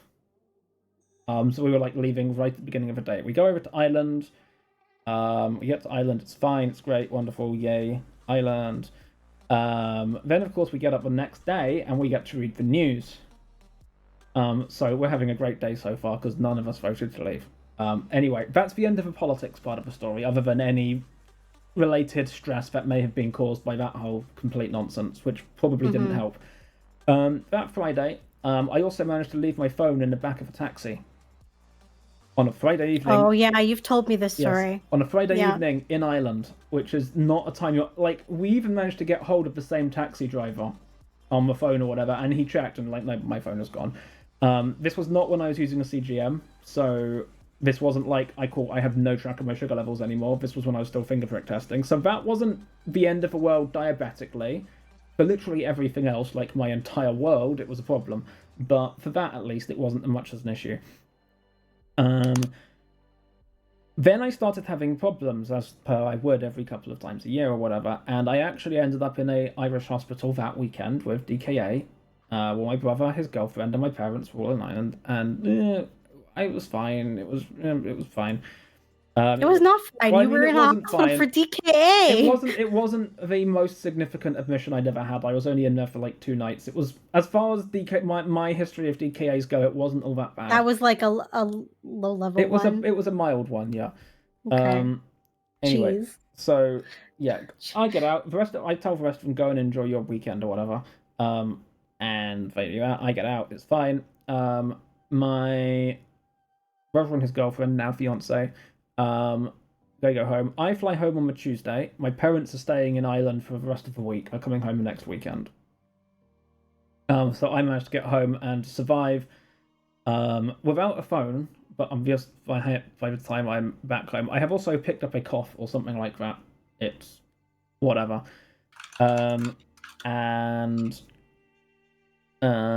First of all, I decide that I feel moderately like crap. Of course, I don't have DKA at this point because the hospital's totally definitely cured me of that. I decide I'm having pizza for dinner because I don't feel like cooking.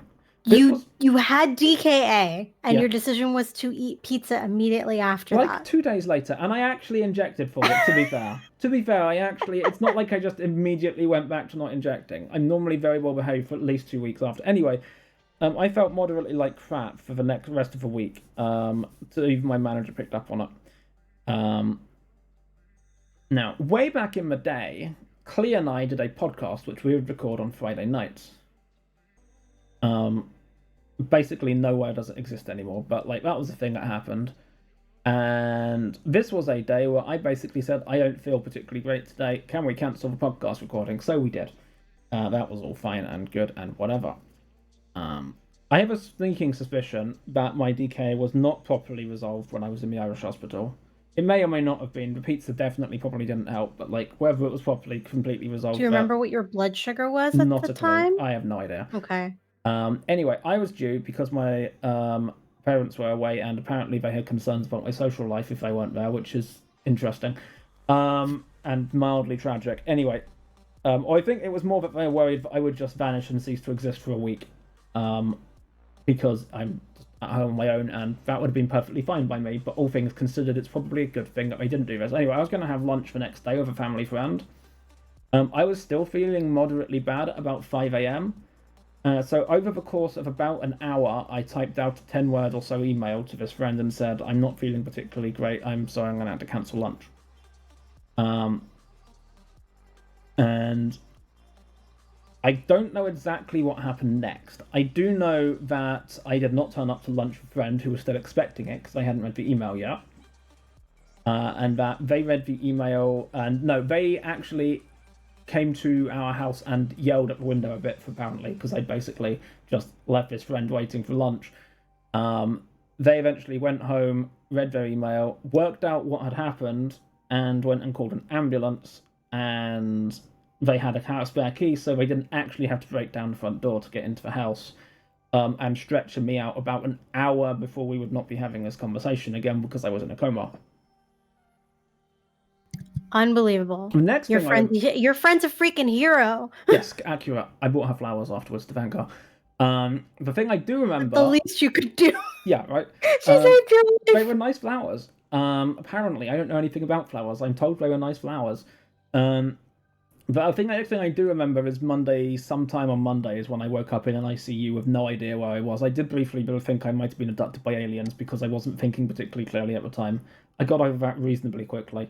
But nonetheless, it was basically a thing. This is the longest hospital trip I've ever had because I was in hospital for the next week, like fully, not in ICU the whole time, happily.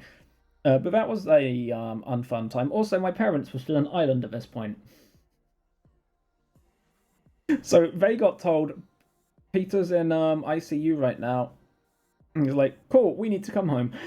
So they had to cut their holiday a couple of days short to come home and deal with their technically, notionally adult son who was currently in a coma somewhere. That was fun. I didn't show up to work that Monday.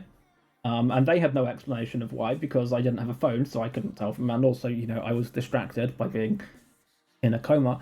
So that was great.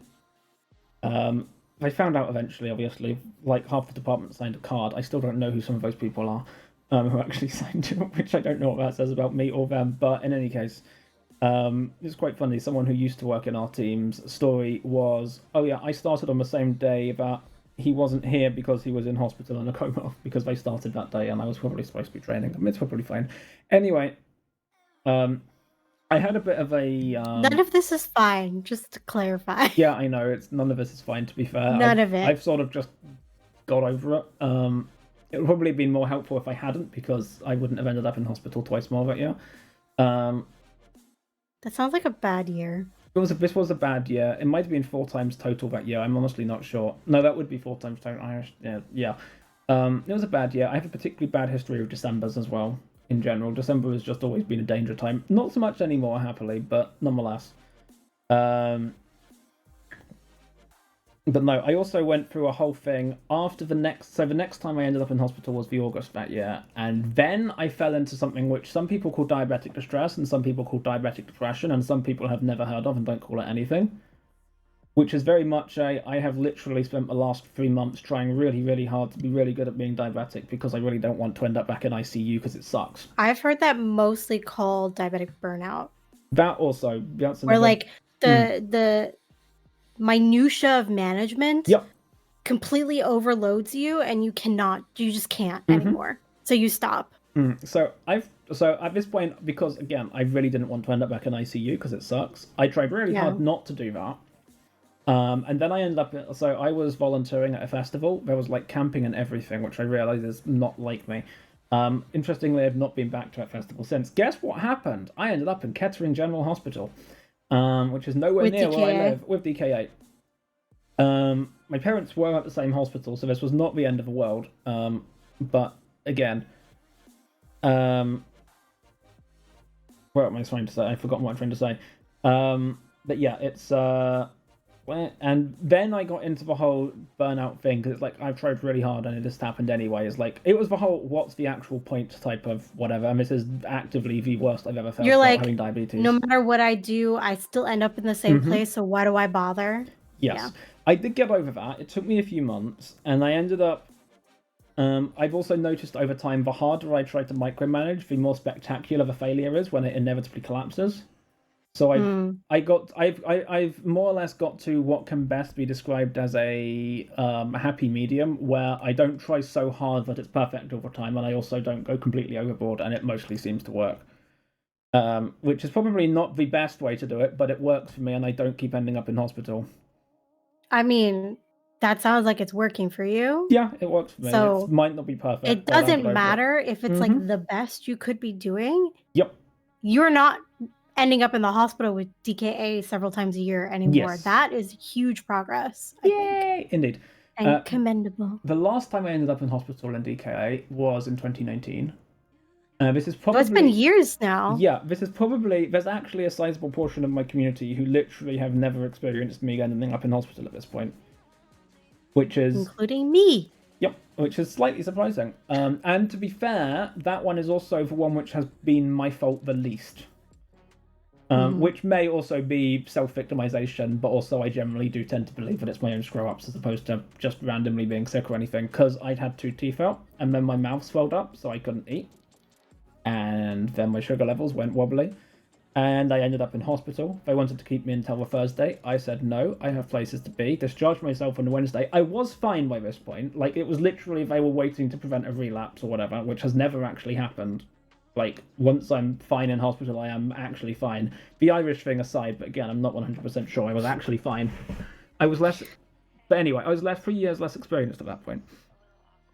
So discharged myself on the Wednesday, flew to Berlin on the Friday for TwitchCon, and was absolutely exhausted all weekend because I hadn't properly had time to recover from being in a hospital with no sleep. Which was probably This is such a you thing to do. Of course it is. It's like, cool, I'm out of hospital, time to get on with things. And it's probably wasn't the most sensible thing. I don't particularly regret it. I did enjoy my time in Berlin. But Berlin's great. I'm a little biased, but it's great. You would be. You lived there. But like it's. But also, yeah, this is also before we knew each other, so we didn't meet each other in Berlin. Correct. Well, maybe we did walk past each other. Who knows? What year was this? 2019. Like. I mean, I was living here. Yeah. Anyway, so that's the thing. That's the last time. And then after COVID started, I went and got a Dexcom in the interest of going nowhere near a hospital, and it so far seems to have been successful. I'm honestly shook that it just took you so long to get that. Hello! Hi, Avery. Thank you for the raid. How are you doing? What were you streaming? I hope it was good. It was... Partly it was money. I had the... What's the other one? Pokemon and Raiders. Oh, you were playing Baldur's Gate. Ooh, you don't have a problem. Good game. Lies, you have a problem. The other one I had, not the Dexcom, Freestyle Libra. The Libra? Yes. I had that for about 18 months. And I didn't end up in hospital. And you have a problem, Avery. I didn't end up in hospital the entire time I was wearing a Freestyle Libra. money issues, because none of this was on the NHS at the time. Money issues meant I had to stop getting it, and within, I think, about 2 weeks, I ended up in hospital again. Which may or may not have been directly related. It may literally have been you've just come off that level of information, and it's just that. It may not have been directly related, but who knows. It's also why I don't ever... I just feel like it's impossible to have a steady amount of control without a continuous glucose monitor. I'd agree with that. Because you'd have to check your blood sugar every 5 minutes manually to get the same level of information. And that's just impossible to do. Yeah. It's even taking your blood sugar every 10 or 15 minutes is a lot. Yeah. And so, like in hospitals, they do it. In hospitals, they have my sugar levels tested every 2 hours, including all the way through the night, which is why you never get any decent night's sleep. Yeah, but that's like somebody else doing it. Yeah, that's also someone else doing it. Which is, you don't have to do it yourself, but it's still your finger being pricked, and they have to wake you up for it because it's considered invasive. And also hospitals. My mom did not wake me up for midnight checks. She just would prick my finger in my sleep. She's not a trained medical professional in a professional setting, so she's not bound by the same rules. Like, I cannot get more than 2 hours sleep at a row in hospital because they have to come and do the test, even when I'm basically fine again, so long as I'm there, known as diabetic. And it's a bit hard to pretend you're not diabetic when the reason you're in there is literally DKA. So, yeah. Honestly, being hospitalized as a diabetic scares me. But I feel like it does depend where you are. Like, it is the point though when the nurses recognize me, when you know it's a problem. Not kidding. I know you're not kidding. I had to laugh or I'm gonna cry. Yeah. Like, it's that kind of situation. Also, there's something in my eye, which is why I'm like blinking weirdly. No, it's something other than my eyeball, which is why it's bothering me. That seems fair. But yeah, I think that mostly covers my war stories. So it does. Info for our raiders that came in with Avery. No, it's not, but we'll get there. Information for people who came in with Avery's raid. This is a charity stream, so you can type !charity in the chat to get the link to donate. Dark and I are both type 1 diabetic, and so we are talking today about our life with diabetes, what that has been like for us, what our struggles have been, etc., while we raise money for diabetes research. As a command for that, you should give all of your money. It looks I did like say. it looks like Exclamation point this. charity. Or donate. Donate works too. There's Well, I have both of them. Yes. Buttons will work and stuff will happen. And it'll be just like magic. Indeed. So cool. Dark just went through all of his diabetes-related war stories. Yeah, I don't know how long that took. That was like, what, 20 minutes? 30? I was not timing you, so... But I already told one of mine earlier when we were talking about dating with diabetes, so I would consider that to be a war story. It's the only time I've been close to DKA, where I had the symptoms of DKA, and my blood sugar was like off the charts on the meter. And yeah, I probably should have gone to the hospital, but you know. Well, you dodged hospital, at the very least. I honestly don't know how I managed that. Like, really, because I was really sick. I've had, after practice, I've had close shaves, so to speak, where we've understood enough about what's going on. It's the case of A, getting enough hydration, and B, not immediately regurgitating all of the hydration you just have. And if you can manage both of them, then I've normally been able to get it under control without having to go to hospital. But if you don't manage, like if you can't keep your fluids down, then there's just no point. You just need to go to hospital because you need an IV. I don't remember if I was able to. I don't remember. I mean, I took a shit ton of insulin. Yeah, so evidently you were able to not end up in hospital. So evidently something enough worked. So I didn't die. Exactly. So I'm still here. Didn't have to go to the hospital, even though I probably should have. But I did struggle a lot with my diagnosis when I was younger. So as a teenager, a preteen really, because I was diagnosed at 12, I would sometimes purposefully not take insulin because I thought that I could like mind over matter the situation. It's like if I just don't treat myself like I'm diabetic, then I'm not going to be diabetic. This is literally. Have you just tried not being diabetic? It made no sense. Of course not. Like, I fully acknowledge it made absolutely no sense. But this is the brain pattern that I had as a 12/13-year-old struggling with this during puberty. And so, yeah, I did not have very good control as a teenager. I wasn't quite as bad as Dark because I didn't end up in the hospital all the time. But I did have an A1C in the double digits for most of my teenage life. I think 9.0 was my best A1C as a teenager, but I was typically like 12, 11, 10, one of those numbers for most of my teenage years because I was just not doing the thing. Oh my goodness, what just happened? Tom? Somebody gave gifted subscriptions. Thank you so much, anonymous gifter, for giving 5 tier 1 subs to Tom, Kenny, Kirill, Alice, and Zergon. Yay! Thank you so much. Super appreciate it. I think that puts me over my sub goal too, which is insane. I've never done that before. What is your sub goal? It was 5. Well, I now have 7. You've definitely reached your sub goal then, so... Yeah. We'll just let the notifications go off. But if you would... Oh no, is it doing 5 after the other? Yes. Oh no. I think that's the last one, Zergon, because his was the last one. Oh. Thanks so much. Anyway, I've now lost track of what we were talking about. We were talking about my struggle with diabetes as a teenager. Yes. So yeah, I had pretty bad numbers. So even though I didn't end up in the hospital, doesn't mean that I was doing much better than Dark. Because I was not you managed doing to stay much better on the knife edge as opposed to me, who regularly fell off it. Yeah, it was much easier for me to like skip insulin when I was on daily injections. So I got an insulin pump when I was 15, and that like gave me some better control. I actually gained 10 pounds when I got the pump because I was not running as high all the time.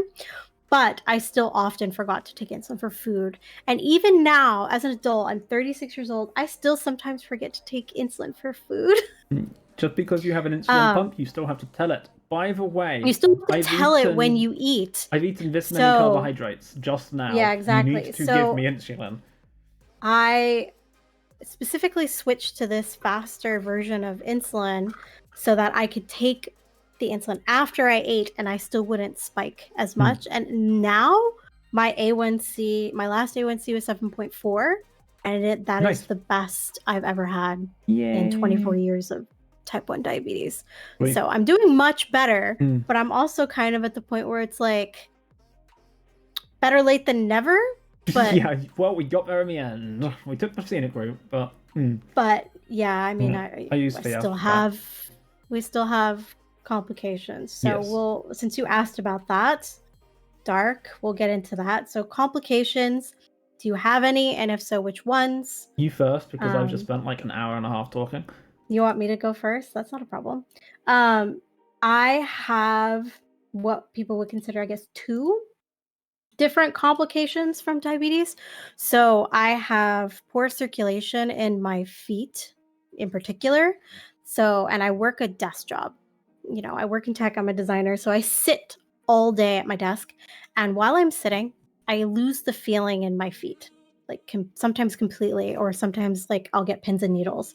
And I have to like stand up, walk around, do something to get that blood flowing again. So I actually this year invested in a standing desk. So it's a sit stand desk. So I can, when I start to feel the tingles of my feet falling asleep, I can just raise the desk and stand and keep working rather than having to like take a walk or something. So that's number 1. It's not quite neuropathy yet because I still have the feeling. It's just like blood circulation. And I've always had trouble with like my feet being cold, but this is particular, like my feet are falling asleep type of pins and needles situation. So that's number 1. Number 2 is something I found out about literally last week. Surprise! Yeah. So I went to the eye doctor and they dilated my eyes so intensely it lasted for 6 hours, which is not fun.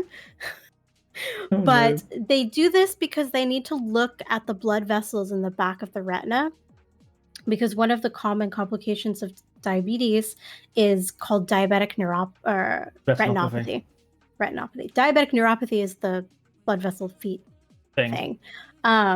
So my eye doctor has informed me that I have the first stage of diabetic retinopathy now, which is like mini aneurysms in the blood vessels in your eye. So it's not great. Basically, what happens? It's caused by blood sugar fluctuations, and the blood vessels in your eyes burst from the pressure. Just being high causes you short-term complications, such as DKA ending up in hospital. Being high for a long time, which see earlier when I was saying, yeah, no, it's fine. I just managed to not be in hospital, so it was fine, right? Yeah. But like being high for a long time, and also the roller coaster of up and down. The roller coaster for retinopathy specifically, the roller coaster is worse than being steadily high. Yeah, and you can feel it as well. You can feel it in your eyes when it's being up and down. Don't tell me that. I don't want to think about that. I can anyway. It's like I feel like my eyes feel glassy, for want of a better way of putting it, when my sugar levels are roller coastering, which is unhelpful. And now Erica's just reassessing everything her head has ever felt, and she's now going into panic. It's great. Hey, so when I have high blood sugar, my vision is affected. My vision gets blurry. That's always been a symptom that I've had. Yeah. So that's not new. Thankfully, I'm in the very, very early stages of it. So I don't have any vision problems. I'm hoping that I will never get to the point where I have vision problems, because I need my eyes for my job. A little bit, yeah. But it is something that the better control I have, the less bad it will get. So I'm endlessly grateful that I had the means to move to a country where I could have better access to healthcare, which allowed me to get a better pump, better insulin, and a continuous glucose monitor, which has made the most difference. Whereas I was not able to have any of those things in the US. I had a pump, but because my insurance at the time denied me coverage for a continuous glucose monitor, I couldn't get the latest version of the pump because I had a Minimed at the time, and their CGM is built into their pump. So they wouldn't let me get the latest version of it. I had to get one that was like 10 years old, or a couple years old at the time. By the time I moved to Germany, it was 10 years old. And my insurance specifically stopped covering insulin aspart, so NovaRapid or Novolog in the Rude. US. They made me switch back to Humalog. Behaves differently. And so I had no possibility to get anything else. They would only let me use Humalog. So if I wanted to try another insulin, or if I wanted to use NovaRapid, which is what I was on before, I would have had to pay for it out of pocket as an uninsured. It's really expensive in America. And as mentioned earlier, it's like over $300 a bottle. So it's like, yeah, I'm not doing that. So how about now? Literally, if I was not in Germany, my A1C, my glucose control, my state of being would not be where it is right now. Sure. It just wouldn't be. And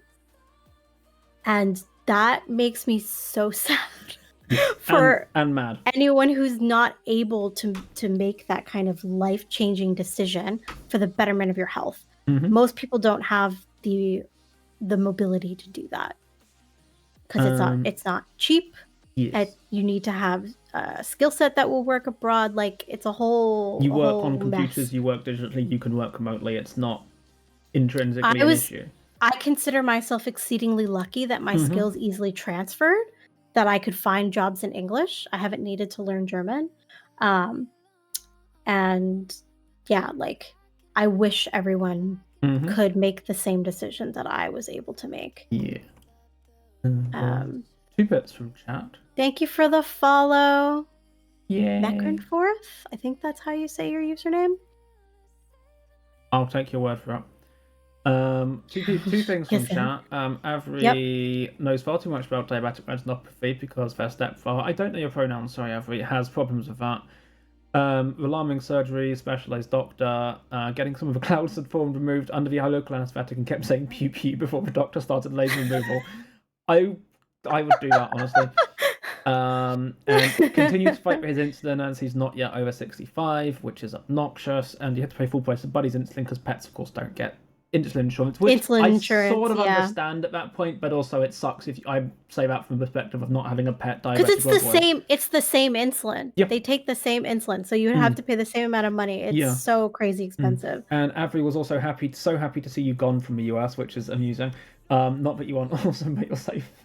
I was so happy when you left. Bye. And Ivatini asks, may I ask Erica where she is now and how it was immigrating with a major chronic health condition? Absolutely. I'm always happy to talk about this. So I'm now located in Berlin in Germany. I quit my job in the US after 2 years of saving money, and I moved here with 2 suitcases and 2 cats. And about a year's worth of diabetes supplies that I had stockpiled. Because I wasn't sure when I would get a job. And something to know for people who are not European and thinking of moving to Europe, you don't get on the public health insurance right away, at least not in Germany. I can't speak for other countries, obviously. But health site. You need to have a full-time job in order to be added to the public insurance.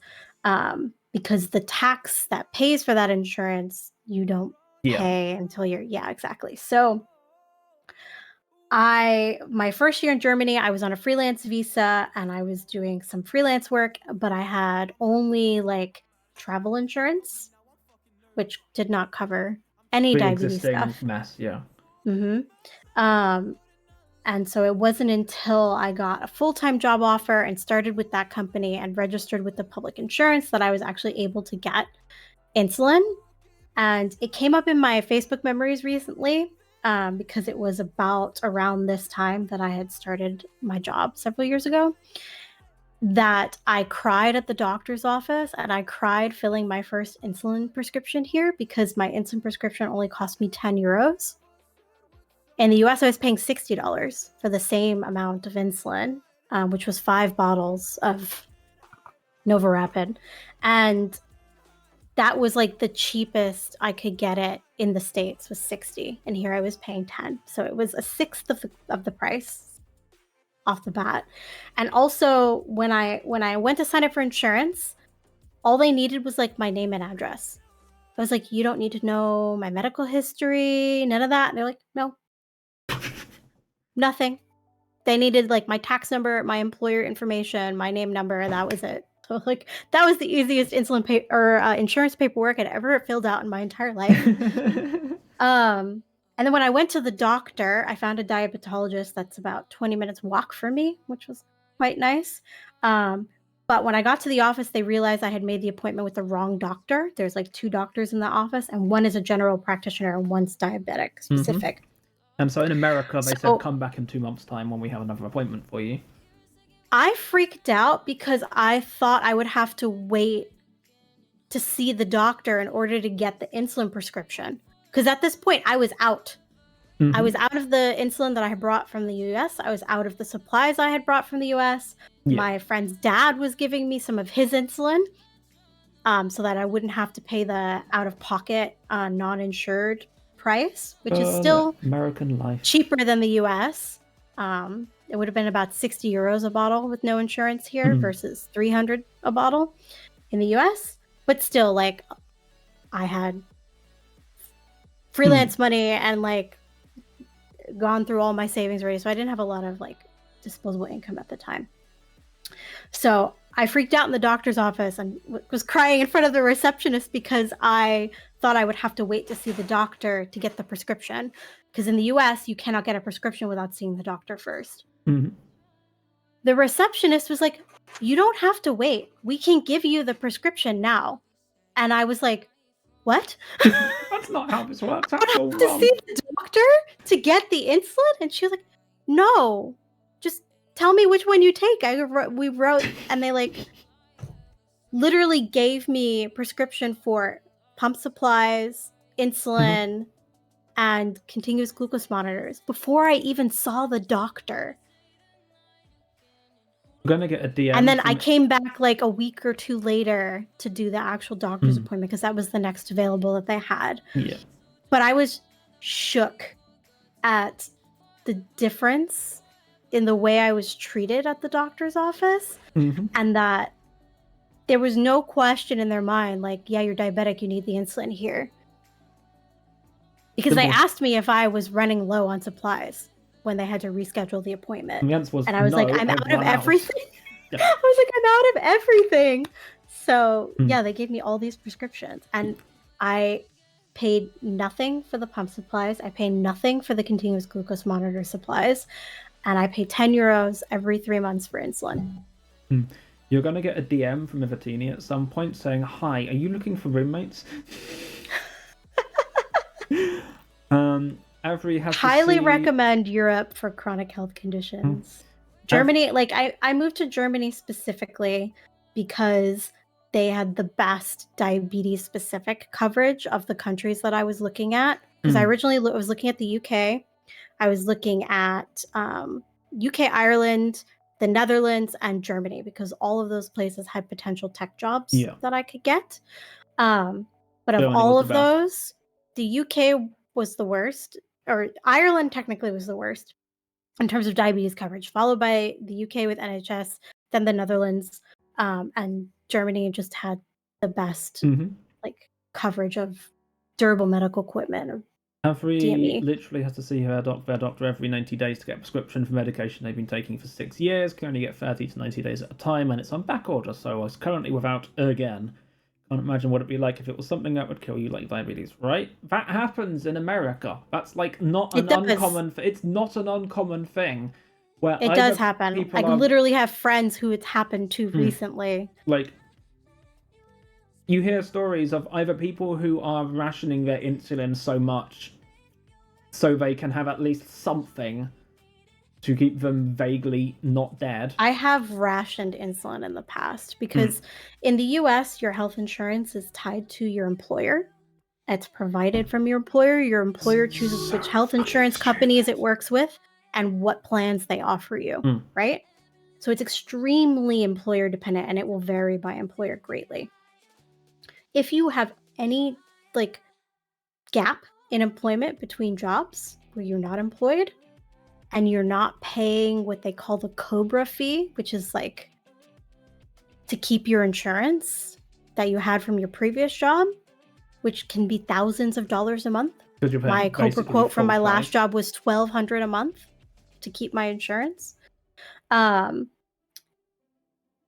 you have no insurance. And because I work in tech, in a industry with a very high turnover, and as you like, it's been in the news the amount of layoffs that have happened recently in the States, and Germany is no different. There's been layoffs here as well. Germany, it just takes slightly longer because they have the difference is that periods. In the US, you lose your insurance when you lose your job, and there was literally a couple. It was like a 6-month period of time where I was receiving unemployment in California, and I applied to be on the equivalent of Medicaid in California, which is like the poverty low income insurance. I think it's called Medi-Cal because California.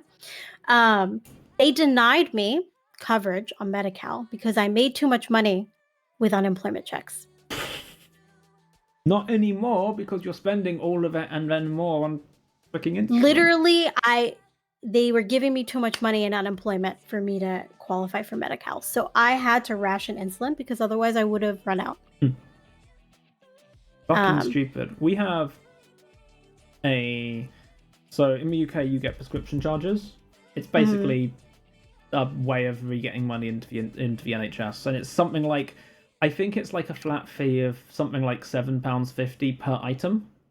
So if you have a prescription with 10 items on it, you're paying literally 75 quid just in prescription charges. You get the medication for free if you're covered by NHS. Like foreign nationals, it's complicated. I don't know the rules around it specifically, but like national citizens, whatever, get all the actual medication for free, but they have to pay prescription charges.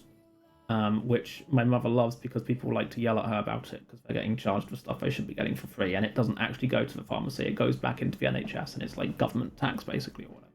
Anyway, you also get medical exemption certificates, which is generally only for chronic conditions. So I don't have to pay prescription fee because I always will need insulin and all of that and whatever. It's like if you have something where it's like take antibiotics for 2 months or something, and like it's that sort of thing. And if they just give it to you in the hospital, for example, then it doesn't it's covered in that sense. Like if you get given the supplies during a hospital stay, it's fine. But if you have to get a prescription from a doctor or whatever, then the charges come in.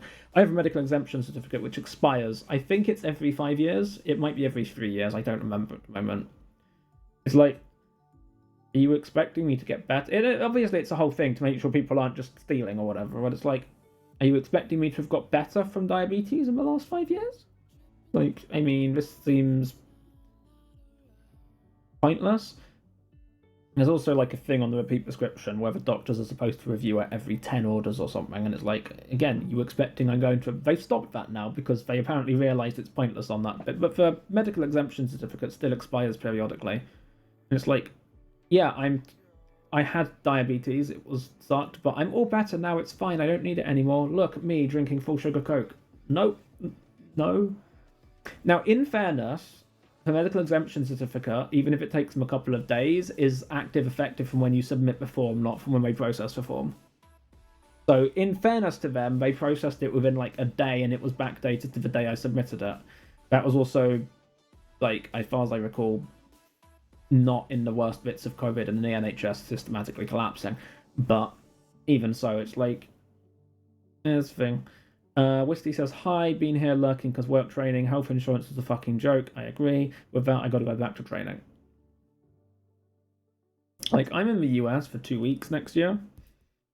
And like, I have a standing position that the US's healthcare is such a complete mess. Before we even get into politics, just the healthcare in general, which is still political, is such a mess that I won't go to the US under basically any conditions. Unfortunately, my brother decided to get married there. And as far as reasonable exemptions go, yeah, so I would very much not like to end up in hospital on that trip. The thing is, though, if you ended up in the hospital in the US, in theory, your UK insurer should pay for it. That's probably true. Yeah, exactly. My brother and his fiance have invited exactly 6 people to the wedding, which is their 4 parents and the 2 siblings. So it's like, yeah, about that. So yeah, and that's fine in and of it's fine. It's like cool. But yeah, it's like, yeah. Also on the topic of like health insurance in the States versus Germany. Like, there was a pandemic, obviously. That happened, yeah. I was put on what Germans call Kurzarbeit, which stands for short labor, or translates as short labor. Basically, it's like a mini layoff. Like, you're laid off, but you still have the job to come back to when they need you again. Yeah. And you get paid 60% of your salary instead of all of your salary. And the government pays that 60%. Yeah. So I was on Kurzarbeit for many months during COVID. And then after the Kurzarbeit period ended, I went back to work, and the company ended up laying me off because they said that they didn't have enough work for me to do. Which, fine, whatever. May or may not have been accurate, but it happened. But because of that, I then experienced unemployment in Germany and what that was like. And I was really worried about it because I was like worried about losing my insurance, worried about losing my visa, all these things. I didn't have to actually worry about any of them because I'd been in Germany long enough that I qualified for German unemployment. No problem at all. How long have you been in Germany now? How long have you been there now? I don't actually know when you moved. 6 years. I moved in 2017. Sorry, continue. So by the time that I was experiencing this, it was 2021, and I'd been working in Germany for two to 3 years. So I qualified for unemployment, which is fine. The unemployment they gave me was the exact same amount as Kurzarbeit. So I still got 60% of my previous salary, which was absolutely mind-blowing to me as an American who had had unemployment in the US, because in the US, I got unemployment in the US? $800 every 2 weeks, I think. It's like the amount I was given from the state of California that same year that I applied for Medi-Cal and got denied because I was making too much money on unemployment, which did not even cover my rent, which at the time was $2,800 a month. So the unemployment and the Kurzarbeit salary here covered my rent, covered my groceries, it covered all my basics, and it included keeping the health insurance because I still pay the taxes out of that amount of money, obviously. So I still had all of my insurance coverage. And I also found out that even if I didn't qualify for unemployment, I would still not lose my health insurance, because your health insurance contribution is a tax percentage of your salary that's capped at a certain amount. So you never pay over, I think, 250 euros total per month. But when your salary is zero, a percentage of zero is zero. That, or you break the reality and the universe shatters, which you don't have to pay anything when you don't have income, which shook me because that does not exist at all in the US. So, where would you recommend moving to in Germany? The answer to that is Berlin, of course. Berlin is the most English-friendly part of Germany to move to. It's the capital. That sort of makes sense. So I kept my insurance. My coverage was exactly the same. Nothing changed. Didn't have to switch doctors. Didn't have to do literally. I had to do nothing. All I had to do was find another job, which I found, obviously. Yay. So, and it was the easiest, least stressful period of unemployment my entire life. And that I've been unemployed, like had gaps in my employment like 3-4 times total over my 13-year career in tech now. So, like I mean, in the UK, it's just I don't know specifically how it works for foreign. Like, they're not allowed to deny you any life-saving urgency care, obviously, because that would go in the US, well. They're not allowed to deny you that either if you go to the hospital, but then you will go into debt from all the bills. You don't go into debt for that. Anything which is not considered life's critical care, they are allowed to charge you for if you're foreign. Most of the time, like, obviously your national health program, whatever that is, will just pay for that, so you're still yourself not personally out of pocket. Like, if you're in German healthcare, you come here, you end up in hospital, or for whatever reason, then the German... Yeah, the German insurance would pay for that. Or in America, they just send people to wherever you live to repossess your entire life. But that's America for you, as previously seen. And it's like, it's all about... It's the not NHS great. isn't... Yeah, right? The NHS isn't always the best. Like, private can be much better, even though it's literally the same doctors, because they just do private to make more money, because, I mean, duh. But, like, it is free, which is sort of important. It's like the NHS Thanks for the raid, Avery. Enjoy your sleep. Do sleep. Unmedicated narcolepsy. Not like this. But yeah, it's like... It's generally very good in that sense. They're also sometimes a bit picky, because the NHS obviously has to go for value for money.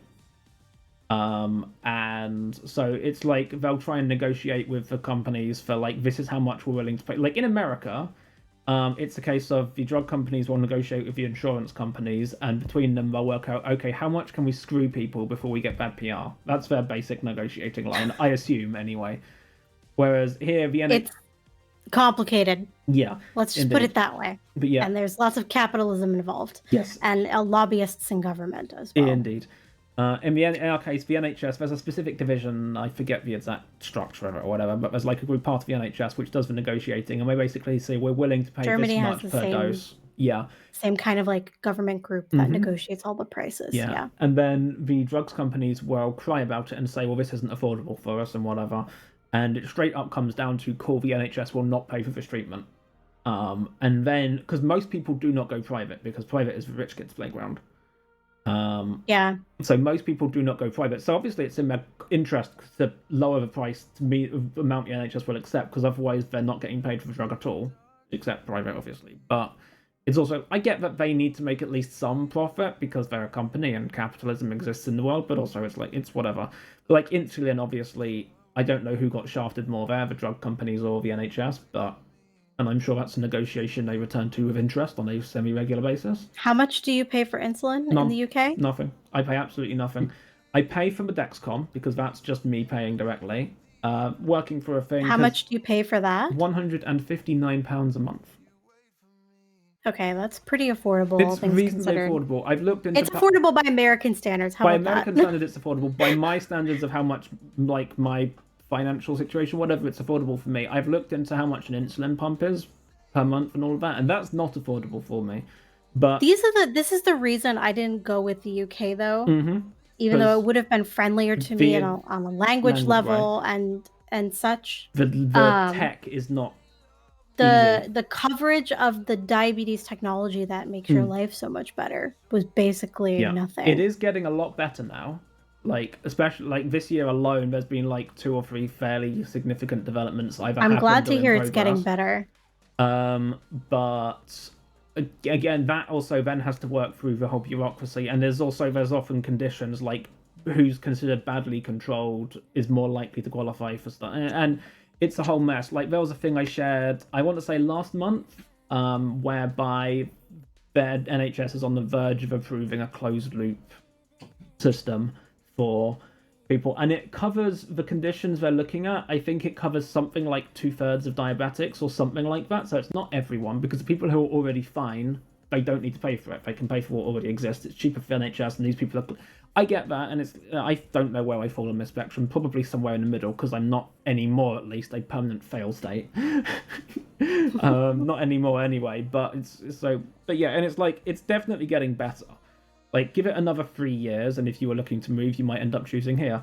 At least from a medical point of view. Again, we'll ignore the politics. But, like, from a medical point of view, in another 3 years, you might have chosen to move here to avoid having to deal with the Germans. Or the German language, I should perhaps say, before someone nukes me. But yeah, I never actually answered the other question, though, the original question, before we got sidetracked. Complications. Yeah, complications. Oh yeah. Do you have any? If so, which ones, etc. We went on a whole tangent. We did. Sorry. I strongly approve of tangents. Tangents are the best. I used to have a dedicated tangent command in my chat. I don't anymore, and I should probably bring it back. What did it say? A tangent command? I don't remember. It was something along the lines of, "Oh look, yet another tangent. Don't worry, I'll get back on the point at some point, perhaps," or something like that. It was something like that. I don't remember.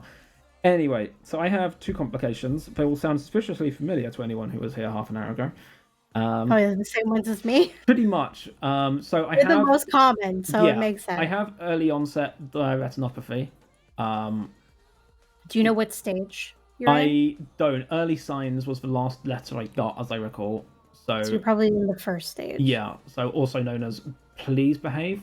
Because eventually what happens, for those who don't know, is that the capillaries in the back of your eyeballs will basically start breaking, and you basically just bleed into the back of your eyes and you go blind. That's basically what happens. It's more complicated than that. It always is. It's more complicated. That's extremely simplified version, but yeah, the blood vessels burst, and then you'll have the blood then in your eye will obstruct your vision. Yes, which is really inconvenient because seeing is sort of important. So you have that minutely. At least for me with my work. Yeah, right. Same. But I also have probably a worse case than you of peripheral neuropathy. Oh, I know yours is worse. Yeah. So going back to the theme of me in December being bad diabetically, about a week before Christmas and all through that sort of period, I noticed that it was just extremely painful to literally walk anywhere. It was maybe 10 steps to the fridge in our office and back again, and it was like, cool, I need to go and get a drink and go back to my chair, and it's like, this is just massively painful. Literally just walking, and this was having driven into the office and then having to drive home again at the end of the day and all of that. And it didn't take Which reminds me, by the way, after you finish this, we should take a break and walk around a little bit. That seems because my feet are starting to tingle. Oh, they are. So one could suggest that, oh good, my feet don't hurt and I'm not in constant pain anymore. The problem with that is the reason I'm not in constant pain anymore is because, the nerves slightly can't feel them at all. died. So it's interesting actually, I can still feel them. It went really weirdly. I lost most temperature sensation in my feet. Like, I can stand in a freshly done bath and it just feels wet to me, not hot or cold. So I literally can't, dip a toe in the bath to see how hot it is. I have to stick a hand in or something, because otherwise I literally can't tell until I sit down, and then everything hurts because it's too hot. That, and also outside, it does make it very much easier to ignore cold weather. Unlike you, for example, because you were saying you feel the cold way more on your feet. And I do. I also have cold weather hives, so that doesn't help. Always that's fun. Not diabetes related. That's its own thing. Yeah. But on the other hand, my pressure sensation doubled. So I lost some feeling, and but it was literally like wearing a pair of socks feels like my feet is just being crushed into a ball. And it's like, cool, I don't do this. I still wear sandals. I don't need to anymore, because either that's stopped being a problem or I'm very, very slowly recovering, which seems unlikely because of how nerves work. But so I can't actually wear shoes and socks anymore. I don't like to, because I've worn sandals consistently for 7 or 8 years now, and I just find myself more comfortable at this point. But I can if I have to. So I have that as well, and that's super fun. And it turns out I haven't lost all temperature sensation. If it's cold enough, such as any time we go to London when my mother's having a birthday, because her birthday is today actually, so this time of year, then it turns out that if it's cold enough, I can feel the cold in my feet, which is, fun. But yeah, they're the two things. I feel like I feel the cold way more than I used to anyway now, because I don't used to need a duvet to keep myself warm in literally November. But that's maybe just because I'm old, which is ironic because I'm younger than you, and I'm not actually that old, but nonetheless, I'm an old person now. I have to wear a blanket and everything, or I freeze to death. How much younger than me are you? I don't remember. I am 31 and a half. Okay, so you're 5 years younger than me. Yeah. So, yeah, those are the two main complications, things. Which sucks, because eventually it might result in necessary foot amputation, which would suck.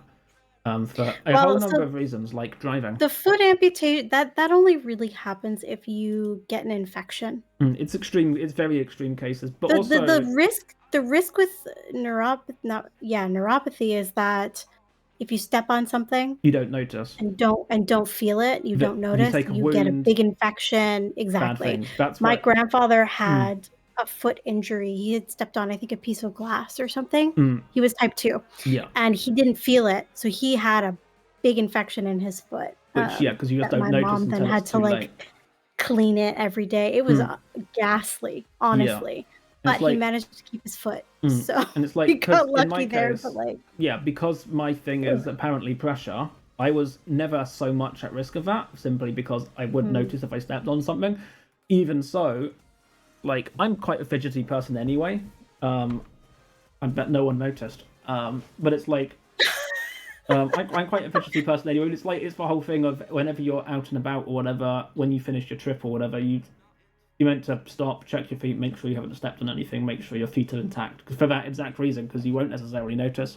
Then you pick up an infection, and then you're walking around on prosthetics, which is less helpful, and so on and so on. I mean, I say that as a person who spends probably 16 hours a day sitting in this chair. So, like, you know, it's probably fine. But yeah, it's because I also have a desk job.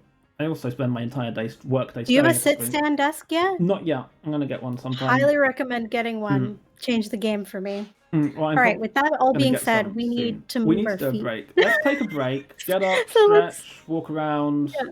That applies to us and literally everyone in chat. And everyone in chat as well. Cool. And if anyone has other questions, then also put those in chat and we'll answer them when we get back. Correct. All right. See you in 5. Bye.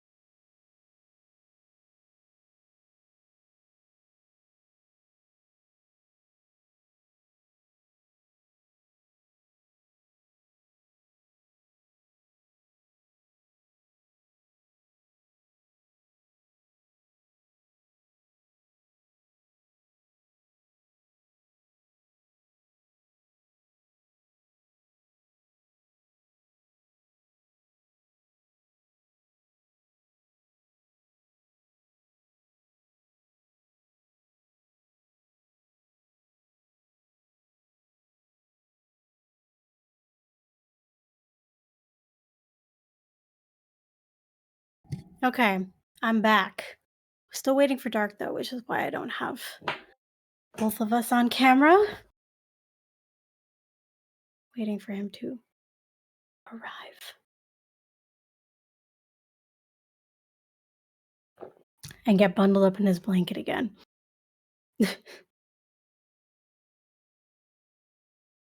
To be fair, I also have a blanket in my lap.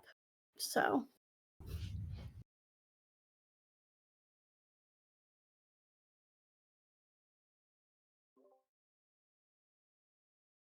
Are you back, Dark? I return. Hello. Okay. Surprise. Back to this. The double screen. We live. I didn't think I wanted to put your messy bed and your empty chair on my stream. That's probably fair. At some point my music stopped and I don't know when. It might have been in a break. It's playing again. We're fine. All good. Indeed. So, where are we up to? We finished complications and also a major tangent, but nonetheless. Yes, I have a shorter one, which is what is your favorite pump or injection spots? Ooh, good question. So I inject. So I originally injected around the belly button. That's odd. When I was younger, this was like when I was still a teenager. It was one of the places that was suggested, not like right next to around the belly button, but along your just belly across the front there. The general area. Yeah, not like right there. That would be very odd. But like front stomach, so to speak. If you say front stomach, that suggests you have a really big stomach, but you can define it by front and sides. I'm not that fat, just to be clear. Not clearly, he's very tall and skinny. Look at him. Yeah. But anyway, apparently I did not move my injection sites around enough then, and I was told that I have lipids there.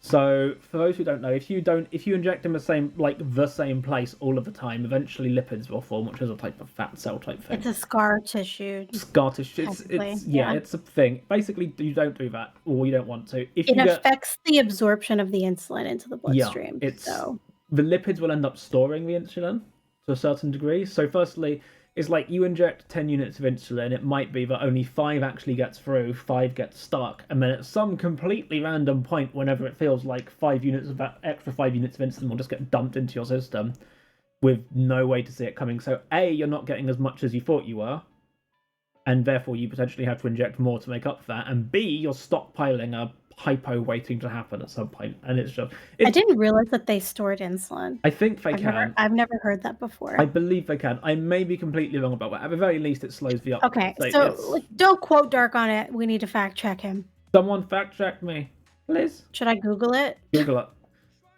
If you Google it while I finish talking about the rest. But so anyway, I don't inject there anymore. I actually have a pattern to keep myself actually making sure I remember to try and vary sites. So I now inject down the sides of my chest, just above my waist. That feels like down the sides, just above the waist, and I tend to alternate sites. So like right-hand side in the morning at breakfast or first injection of the day, left-hand side of the second injection of the day, and I do that for my rapid insulin. Yes. And Erica doesn't do this because she uses a pump, so it's just constant. But I also take a slower acting insulin, which is Levemir. Which I take 2 injections of a day, and Are you sure they're called lipids? Because I'm Googling and I'm not seeing. I thought it was lipids.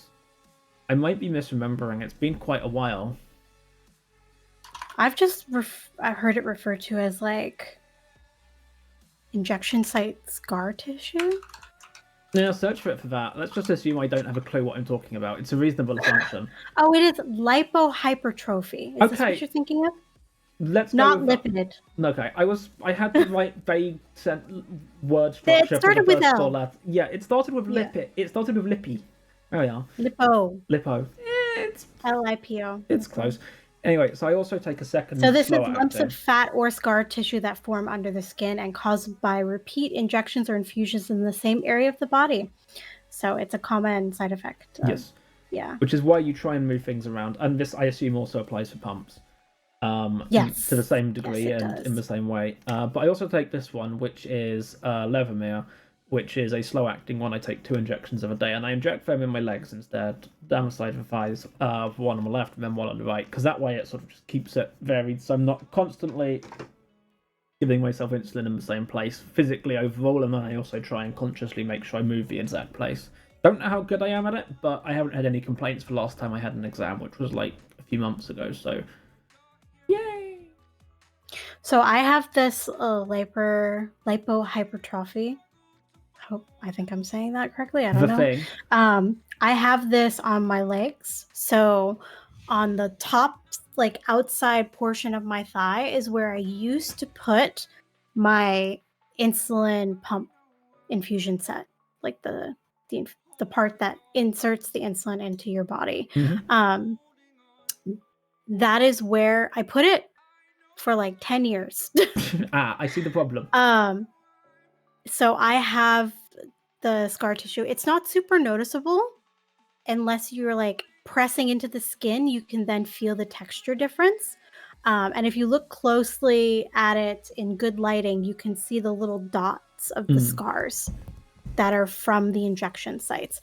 And this also wasn't just from the constant like infusion of insulin in that spot, but also because I would wear those pump infusion sets until they fell off, rather than changing them the appropriate amount of time that I was supposed to be changing them, which is every 3 days. Do I want to ask how long you wore them for?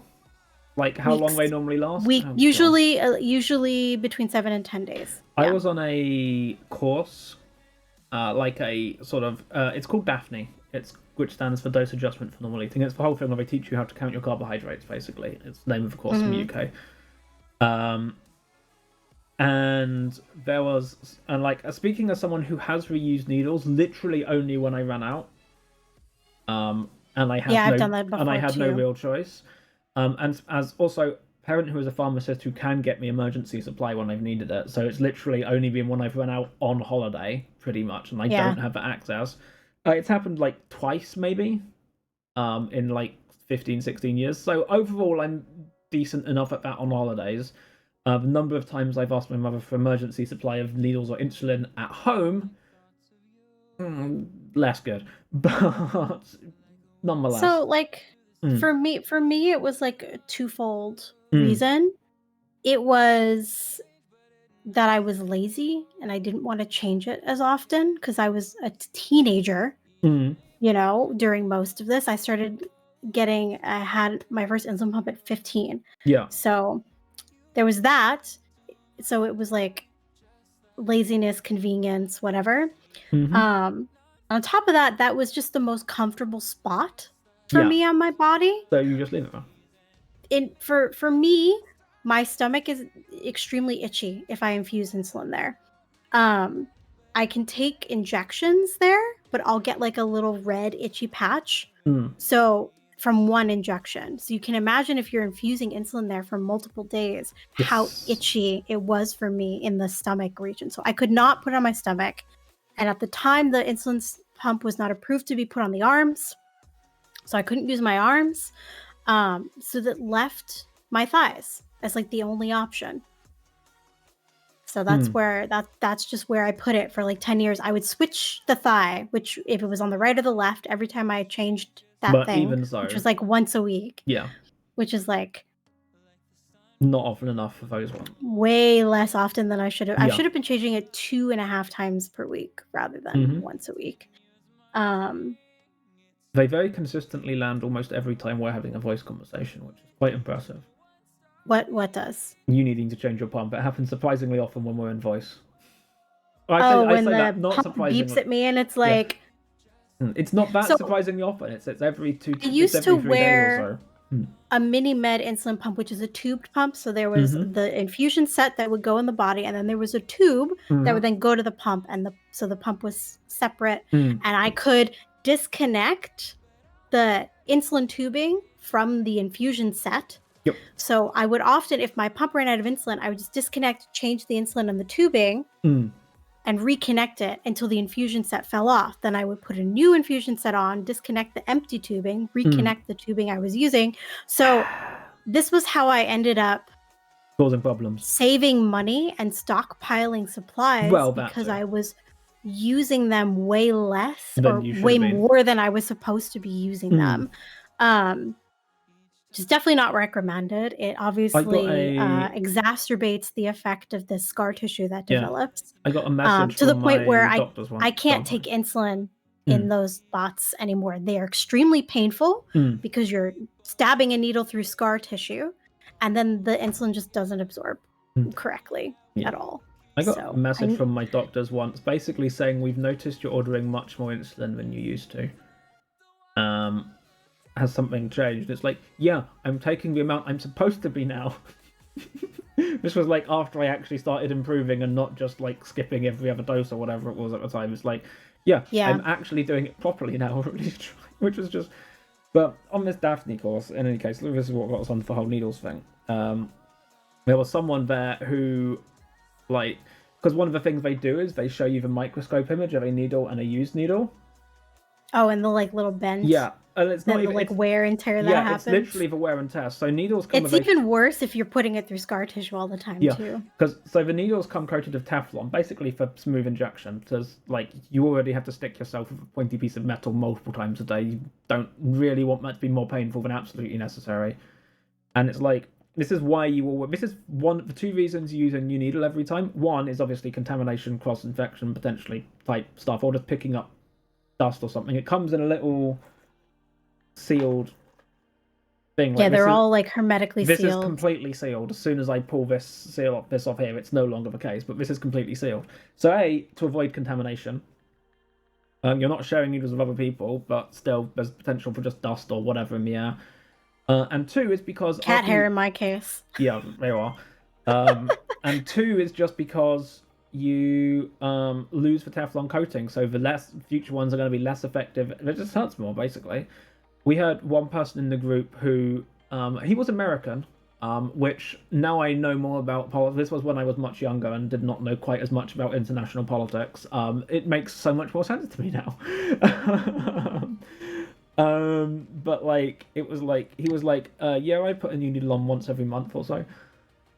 And it's like he literally just left a needle on his insulin pen for like a month at a time, taking the right amount of insulin. It's not like he was saving on insulin because he didn't have to in the UK, but he just had never at any point learned that, no, you're supposed to use this needle once. I do that with Lancets, not gonna lie. I used to just leave my Lancet in the lancing device for like a month, but that's not inserting insulin through your body. No, that's just it's a different use case. So Lancets, which neither of us use anymore because we're both using pumps. But that's I still use it to calibrate when my pump is doing stupid shit. I just checked my blood sugar manually like 2 days ago. Yeah, in special cases, but as a general, it's not a daily thing anymore for my not a constant thing. Yeah, no. Well, you have to check. Whereas every before meal, I was checking 3 to 5 times a day. Yeah. That is not a hollow needle for insulin delivery. That is literally just needs to make a hole in your finger so you can get blood out, so you can do a blood test. Yeah. It's still Teflon coated because it's still, you have to finger prick yourself, and this might as well be as smooth and painless as possible. Painless, lol. I remember when I was doing that daily, you could literally look at my. You ever hit a nerve? Yes. It's like it hurts so bad. It does. And then you wouldn't be able to type on a keyboard anymore, and it, like your finger would be all red and kind of swollen. It feels weird, and it just feels like it's like. And you would get scar tissue too you would. on the you could on the look fingers, at my fingers. Little black dots. Yeah, you could exactly. You could look at my fingers, and if you had any clue about it, you could say, "Oh, you must be diabetic," just by looking at my fingers because it looked like it was a sieve. You could do, like it's. And that's all healed. When Instagram first came out, one of the aesthetic diabetic photos I took was of the dot scars on my fingers before I had a CGM. Yeah, and it's like way back when. I don't have that account anymore. Back in the day, or I'd link to it. Thanks, Instagram. Jeez. But yeah, and it's like that's all healed now because I've been on a CGM for like 3 years. So yeah, I don't have them anymore either. Like it will heal over time to a certain degree, especially like the smaller ones like that can, but like the bigger scarring it's scar tissue. That's like the scar tissue from the insulin infusion is much deeper. It's under the skin, whereas this is very just surface level. You're only after capillary blood, and that can heal itself fairly effectively because that is what skin is for. It takes the punches so that all of your really important vital organs don't, and then it fixes itself. That's the point of it. The deeper internals are not designed to be being repeatedly punched with needles and infusions and stuff, and therefore are less able to completely heal themselves. Yeah, so the scar tissue is much deeper in the dermis, and that's why you can feel like a texture change. And you also get that kind of rough, almost rubbery feeling to the skin on the outside. Yeah, it's also very much quicker with a lancet, because a lancet is literally, you fire it and it's literally bam, in, out, as opposed to a needle, which you, like, the way you get put it in and it stays. Yeah, a needle, the way you're taught to do it, or at least the way I was taught to do it, is you like pinch the skin up a little bit just to make sure you've got a bit you can reach. You put the needle in. I would lean on like a chair, and when I was doing manual injections, I would like lean on the chair to push the skin up and do it that way. One way or another, yeah. However you do it, anyway, you get the skin up a little bit. You put the thing in. You push the thing. You do your insulin. You wait for 10 seconds to make sure all the insulin is like cleared and gone in and everything. And then you can take it out. So you've realistically got probably 15 seconds of a, in my case, 4 or 5 millimeter needle stuck in you, as opposed to like about 1/10 of a second, if that, of something smaller, thinner. It's like there is a meaningful difference there. It's, you know, noticeable. Yeah, and in my case, I have not a needle, but a soft plastic cannula that sits under the skin and is infusing insulin constantly. So you have that for 3 days. Is it thicker than a needle? I don't know how thick it actually is. It's quite thin. It's still quite thin. It's very small. But it's still. There's the needle insertion, and right now I am no longer wearing a tubed pump. I wear a tubeless pump. I have an Omnipod, which sits right there. Inserts the needle for me, and then retracts it and primes it so that the cannula is filled with insulin. Whereas I used to have to do all that manually. I had like a launcher that I had to like pull up like a plunger, stick the infusion set in it, set it on my skin, do it. Then I had to remove the launcher, remove the needle, prime it manually. It was a whole thing. Now I push a button and the pump does everything for me. Like all I have to do is slap it on actually it's on this side. Here, let me see if I can show you. No, I would have to take my sweater off, sorry. But it's too cold, but you can see the lump that's there. Anyway, I just stick it on, and then on my phone, because I have it paired with my phone, I push the button, inject, or fire. Insert. Insert. And then it like makes a few clicks, inserts the needle, immediately retracts it, a few more clicks, and then it asks me to confirm if it's inserted. So I can look at it, and there's like a little clear window at the top, and I can see if the needle is in or the cannula is in straight. And then I'm like, yes, it's in, and then I'm good to go. Yeah. It's so much easier, but also as a result, because everything is all in one, the insulin is in there with the infusion set. It does mean that when I run out of insulin, I'm forced to change the entire thing. And on top of that, it expires after 80 hours. So a little over 3 days. For long, even if you want to. It will not let me keep it on, even if I still have insulin in it, past 80 hours. So this forces me to change it the appropriate amount of time, which is every 3 days. Whereas when I had the old pump, I wasn't no more doing cheating. That. Yeah, exactly. Yeah. I did show the Dexcom I don't have to cheat anymore either. Yes, That's you don't have also to. I did show the Dexcom I have on my arm, which is not a pump; it's just a sugar sensor, and I was also muted at the time, so that was super helpful. But yeah. So I have the Dexcom there, which is much smaller than the Omnipod, but this also doesn't need to contain any liquid mass or anything. This is I have that too. Yeah. But that one's it's on my leg. I'm not getting up to show you. So. Some of them you can. Like the Dexcom, Ivatini says, I thought you needed a separate device to control it, couldn't do it with your phone. So the Dexcom, for example, you can get a dedicated like receiver for it if you want. For some people, it comes with like a separate receiver, or there's an app for it on your phone. That's why Dark and I were like, look at our blood sugar. Like some phones, or some models of phones can't run the app. They're not like a massive tech company or whatever. I mean, they sort of are, but they're not like a massive tech company, so the app doesn't necessarily work on every make and model of every phone. So some people just have phones it won't work on. But besides that, for the question, I thought you needed a separate device to control it. You can do it with your phone. For the Omnipod, technically, yes, you do need a separate device to control it. However, I am running a DIY hacked loop with my pump and my Dexcom, so I have it paired with my phone. This is an app that's open source, built by diabetics, because we were sick of waiting for this technology to be approved by legal bodies and give us the ability to use it Get on with it, much sooner. ourselves. This technology has been around for like 10 plus years at this point, and it's only this year that legal bodies like the FDA in the US and such are approving the use of them. Something which has been working perfectly well for like everyone for ages. But also the ones that are like official are also, the targets are much higher than you can set in the DIY one that you make yourself, for safety reasons. I get it. They don't want you to die from hypoglycemia, so they don't let you set your targets that low. So this again, it's an open source app. You can download the code. I build it in Xcode, so I pay Apple $100 a year for the privilege of being in their developer program so that I can build these apps to my phone. And this is what I pair my insulin pump with instead of the official PDM, personal diabetes manager thing that it comes with. And this is a hacked way. This is not official. If I have any problems, I'm on my own. There's no support for it besides what I can Google.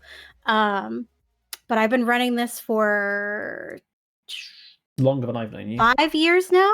Yeah. And it has made the biggest difference in my diabetes management besides having healthcare and a continuous glucose monitor. It's so irritating that you say that, having healthcare, because it's like, hack Erica, new band name, call it. Like, okay, I'll give you an example, right? Like my blood sugar is now, where's the 107? At the beginning of the stream, I was 179. I haven't touched anything on my, I haven't touched it. You've been watching me talk the entire time. I haven't touched it. But in that amount of time, it has made adjustments for me. So we started the stream at 8 p.m. So that was here. This is 8:15 was the first adjustment. So from here all the way up, these are the adjustments it's made for me. So it takes my blood sugar. It says, are you in the target that you've set? If no, give insulin. If not, do nothing. And if below the target, turn the insulin off. And start yelling potentially. The basal rate, I normally get, I think, 0.5 units per hour or 0.5 units per hour, something like this is my basal rate. So it can increase it or it can turn it off. And it's made all of those adjustments to get my blood sugar to go from 179, which was off the chart on here, down to, you can see the blue line target range, where my blood sugar needed to be. So now I'm in the target and it's predicting a straight line. And on top of that, of course, you can say, I've just eaten 100 grams of carbohydrates worth of food, and it will give you more insulin to compensate for that. And I can tell it that I'm eating food like pizza. So, for example, if I go, this is like add carbs window. There's a, where is it? Pizza. There's a pizza button. See the pizza? I need a pizza button. So I can tap the pizza button, tell it how many carbs I'm eating total, hit continue. It will give me an estimate of what to take up front. That I am like, yes, okay, take that amount. And then over the course of the next 4 hours, it will continue to give me more insulin because pizza absorbs or is digested at a slower rate than other foods because of how complex the carbohydrates are. You having just shown your sugar levels again? What's yours? Almost exactly the same. Are you serious? We're just vibing today. Yeah. For sure. But yeah, like pizza is such a pain. It took me a while to learn this. Like the problem, this is again one of those things, and it's called a glycemic index, which is basically how fast different types of food will hit your system. So things like full sugar Coke, for example, the sugar molecules in it are so small. They're simple molecules, so they break down super fast. And they're small enough they can hit your bloodstream through your tongue if they stay in your mouth long enough. And they're simple enough that they need almost no breaking down. So they will. It's good if you need a burst of sugar quickly if you're going low on sugar. For literally anything else, it's a problem because there is no insulin fast enough to deal with that. Yeah. This is why you always have to be careful if you're in a bar and you ask for a Diet Coke, for example. I've never yet had someone give me the wrong thing. Oh, I've had, yeah. Yeah, but this happened more often as a kid. Okay.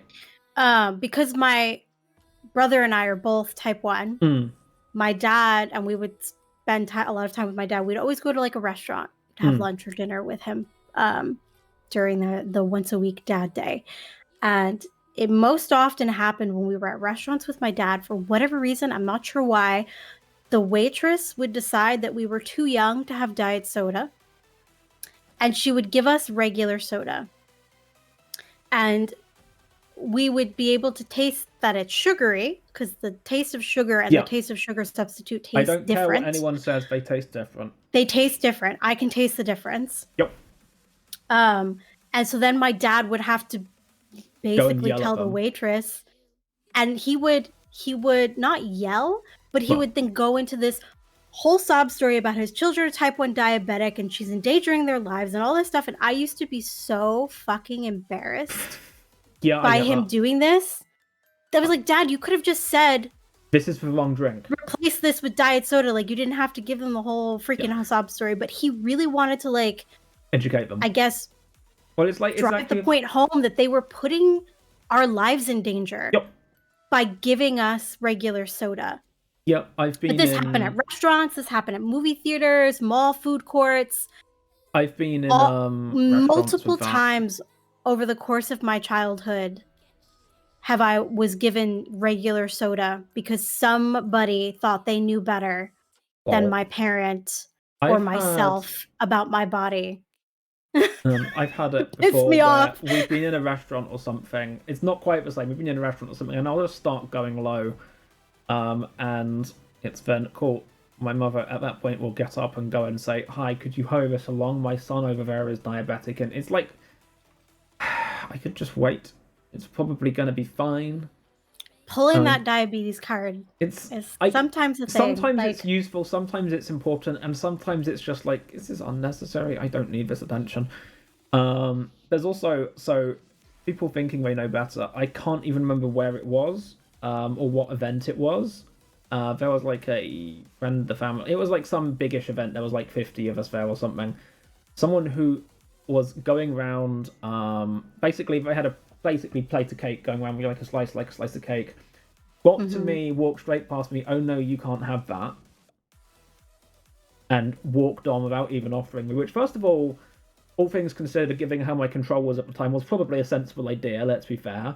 That's not the point. The point is, I get to pick what I eat. Thank you very much. And it gets better because their job professionally is a diabetic nurse. And it's like, really? Yeah. Really? Of literally everyone in this room, you're the person who's going to say this to me. But yeah, it's like... but stuff like pizza, for example, because pizza has so much cheese on it, and cheese is a protein, yes, dairy and a products fat. in general, but fatty products especially, slow down the uptake of sugar because they slow down the digestive process. So especially fatty products, tend to slow down the digestive process. Things with complex carbohydrates, like unprocessed potato. And bread. They tend to take quite a while. And pizza, for example, you have bread, you have cheese.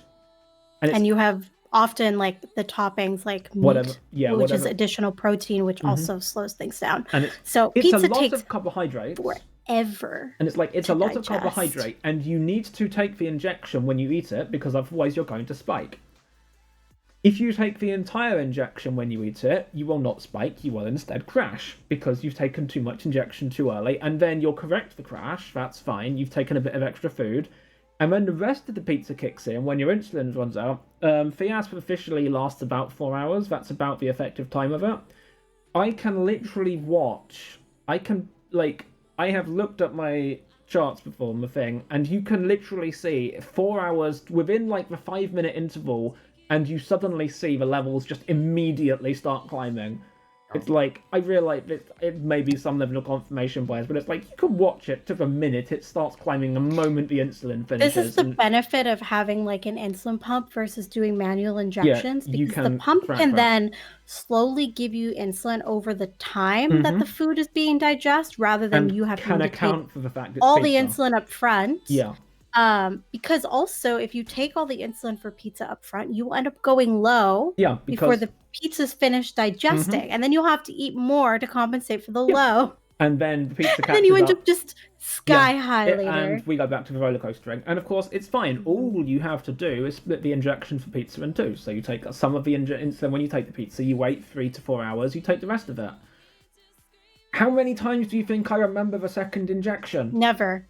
I would not. Right? Yeah. I barely remember to I've had this disease for 24 years, and I forget to take it when I'm eating. Right?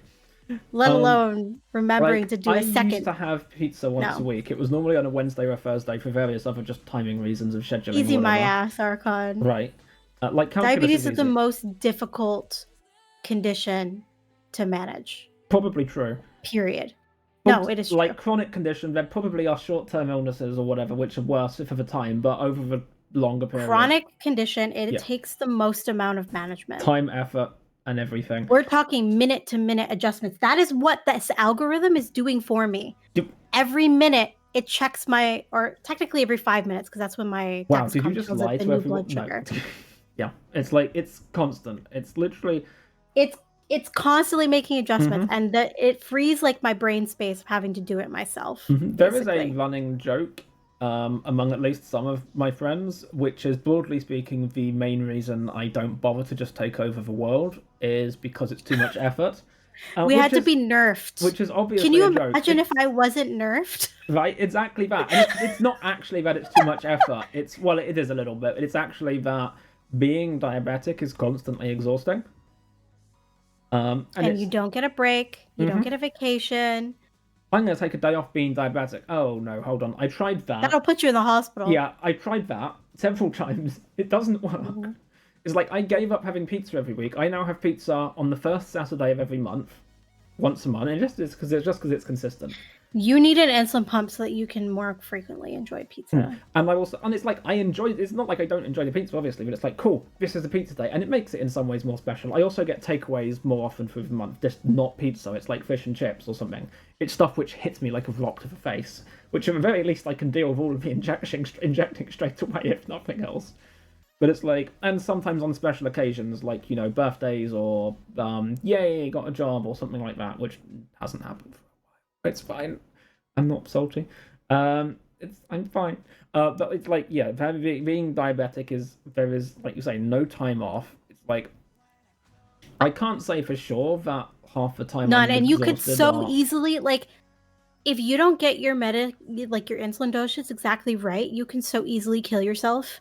Like, it's not only requires the most management, it is also the most easy to mess up. Yep. And then end up really sick as a result, or dead. Here's the thing. The official, the targets that we get are to keep ourselves, or what I was given was to keep myself between 4 and 7, right? In millimoles, it's like, I don't even know what it is in milligrams per deciliter. But ask your chatbot. So it's like 4 and 7. So there we are, 72 to 126. That's what I was given as targets, right?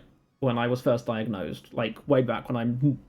the Tuesday before Easter weekend. Yeah, so we are 70 to 120 is what we're told in milligrams. So it's about the same. So very similar. Yeah. So, and it's like, okay, so this is what I'm being told the Tuesday before Easter Sunday, and about a week and a half before my 15th birthday. This is what I'm being told. Okay.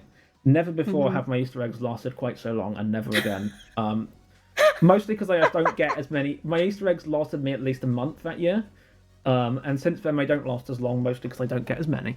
But, whatever.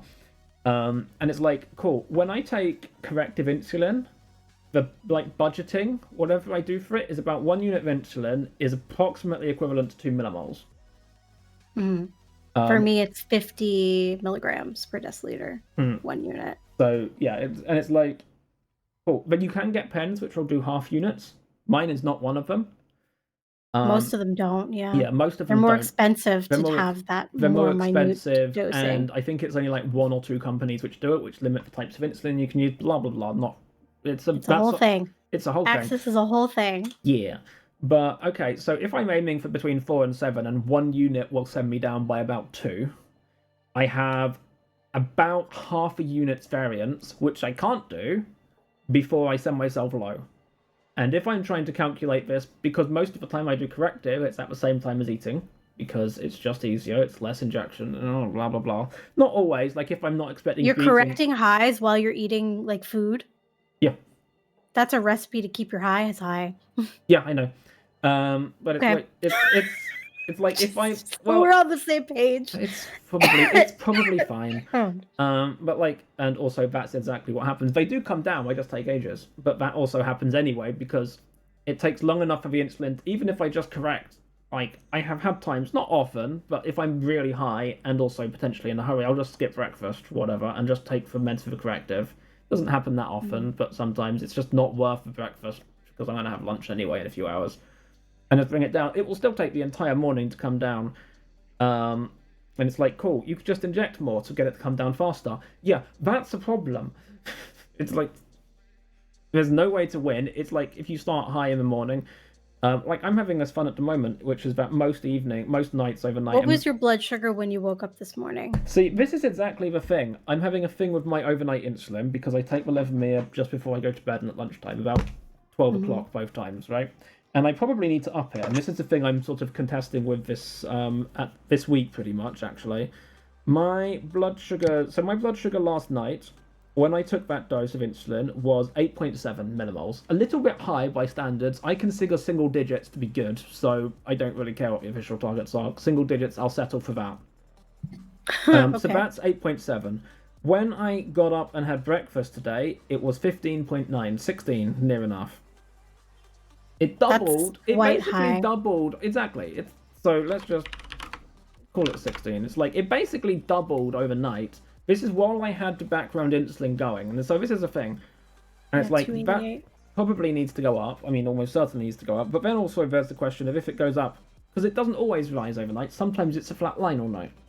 So if I increase it by 1 unit overnight over the course of that time, see, Ifatini has good sugar levels right now by my standards anyway. That 157 is decent. Yeah. Like for diabetics, that's good. At least in milligrams per deciliter, I'm often told to keep your blood sugar under 180 as often as possible and above 70. For normal the people, closer that's a bit to that high. Like 70 to 120 mark, which is like normal blood sugar for non-diabetics, the better off you are. But under 180 is like out of the danger zone. Yeah, like for normal people, your insulin delivery is listing yours to understand, right? Yeah, for normal people, your insulin delivery is entirely reactive. You expect to go up. Like the graph you get is it goes up when you eat your meal, then your body reacts, your pancreas does what it's actually supposed to do when your immune system hasn't said fuck off, and it drops down again. For us, our line is supposed to be more flat because we're supposed to anticipate what we're eating, and it should be approximately flat. Of course, that doesn't happen. Yeah, so it's way more normal than normal people. If you have like a glucose monitor on as a non-diabetic, you will still see blood sugar fluctuations. The blood sugar fluctuations aren't the bad thing. The bad thing is our bodies don't make insulin. So it's like that's the thing. It's like sometimes I will have nights where I am just go like basically a flat line all the way through the night, right? So if I up my evening dose, cool. Does that mean that I'll mostly be okay and then randomly in the middle of some nights I'll just crash? So yeah, now Ivatini needs insulin. Which I like to assume. Yeah, which I like to assume you've already taken care of, given that you're sharing that. If you haven't, consider this us encouraging you to take insulin. Exactly. But like, it's like cool. So I do that, and I'll be fine many nights, and then I will just randomly crash in the middle of the night. And as we mentioned earlier, if we do that, if I go low in the middle of the night for 15 minutes, I'm losing an hour and a half of sleep. I'm going to wake up the next day tired, even more so than literally every other day of my life. I always wake up tired. But that's it. People who don't wake up tired are weird. But yeah, those people are weird, and probably should be arrested for being aliens or something. I don't know. but like wake up tired, plus because as we mentioned before, everything feeds into your sugar levels, and not having enough sleep and being tired is one of those things, and my sugar levels are probably screwed for the entire morning regardless of how much insulin I inject. It's just going to do whatever I had it wants. Yeah. Yeah. Not about, like, yeah. You want to know why I don't have energy to do anything? It's because this management is fucking exhausting. It's because my sugar levels moved by an entire 1 millimole in some direction or another, and and it's like, if my sugar levels start going up, even before the whole ketones and I'm unable, like, if my sugar levels start going up, first thing that actually happens is I start feeling. That was something we didn't talk about. Somebody earlier asked about the keto diet, which I'm going to put on the list because I do want to address it. But we tangented so much. Yeah. We didn't address it, so we'll do it after. But like, it's like if I start going high, the first things which happen is that I start feeling too warm, and also I start feeling tired. And of course, when you're tired, hi Fizz, when you're tired, your ability to actually focus and do the useful things is reduced anyway. As I continue to be high, my ability to focus on anything, aside from the tired feeling, gets shot right out the window. And it's like, the longer I spend high, the less capable I am of doing anything about it. Well, because blood sugar above 180 milligrams per deciliter, whatever that is, that's 10 something. Almost exactly. And 180 is almost exactly 10. Your cognitive ability is impaired. Yes. And the higher you are, the more that cognitive ability is impaired. So it's literally a case of the higher you are, the less able you are to be able to deal with high. And like, I want to say I got reasonably good at dealing with it because I spent so much time above that level that I just had to adjust to it and deal with it. That doesn't mean I was functional. That at best means I was actively nerfing myself as well as having been nerfed by the galaxy or whatever.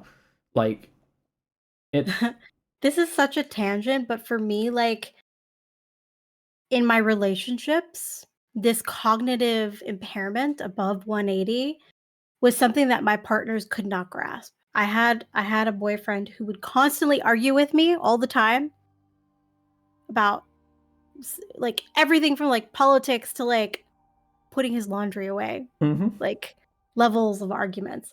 And sometimes they would get very like heated and emotional and like explosive, and the stress of those arguments would often make my blood sugar go whoop really high. So even if we started the conversation when I was at a normal level, by the time we were reaching, I don't know, just I would not be able to have a rational argument, like an adult rational conversation with my partner, because my cognitive ability was impaired. You have to send it into a hissy fit.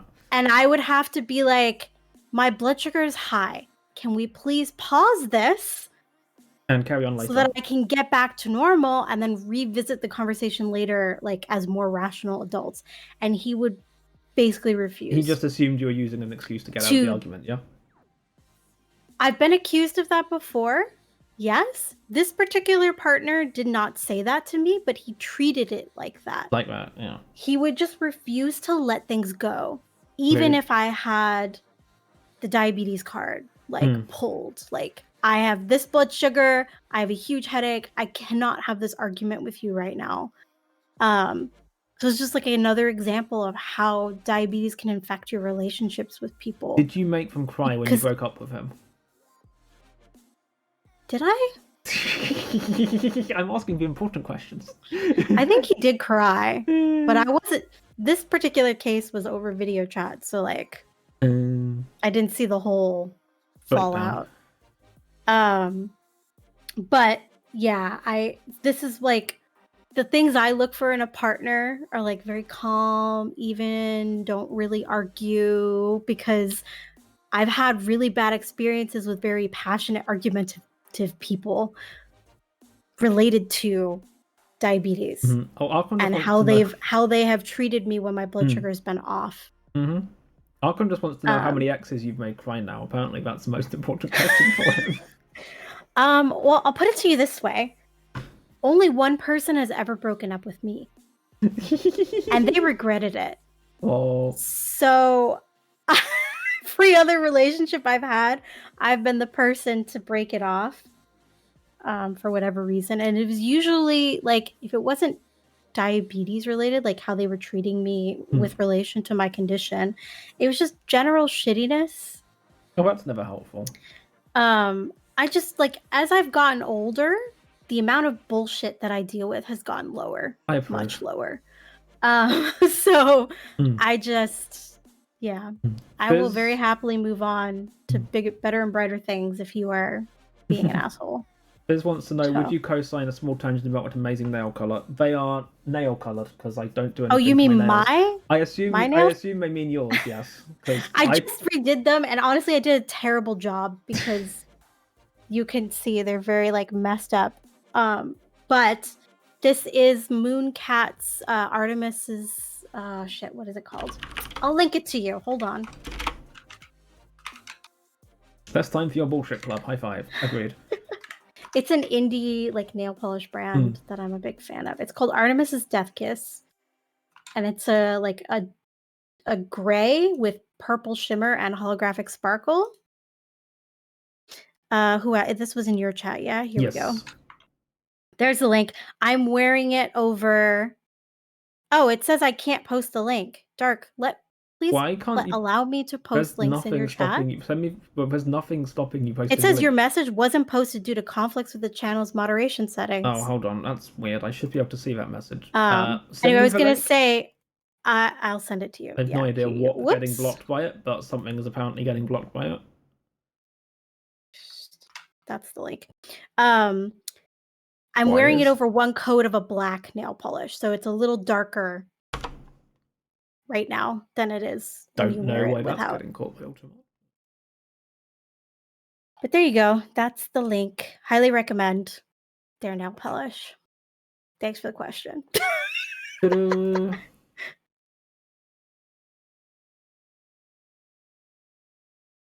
But I think, Dark, you were talking about something when the question came up. That's probably true. I don't remember what it was. I have no idea why that link got blocked. I assume it fell foul of some auto module set, but normally it would tell me if that happened, so I've got no idea. Oh, and maybe it has a banned word in it? Do you ban the word death? Nope. Why would I ban the word death? I don't know. Kiss? What do you... Like, the only things which are outright blocked in my channel are things like spam links and known spam addresses and stuff like that, and which it wasn't. So unless you tried to use a link shortener, that might have blocked it. But yeah, I accidentally really matched my sweater with this one because the color turned out the exact same color as the bats on my sweater.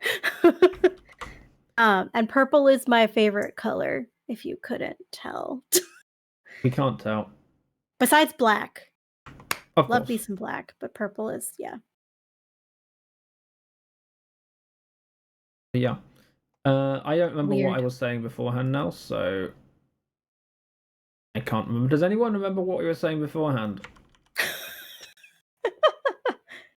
Maybe you were finished, because you were the one who brought up that they asked about my nail polish. That's probably true. I don't remember. Let's assume I was finished. What did you just send me? That's literally a screenshot of all of the terms which are blocked in my chat. Okay, well, I'm not looking at that right now. No, I wasn't expecting you to. Okay. I've no idea where that fell foul, but whatever. Whatever, it's fine. I have a lot of nail polish from that brand, though, so highly recommend. My music has run out. Anyway,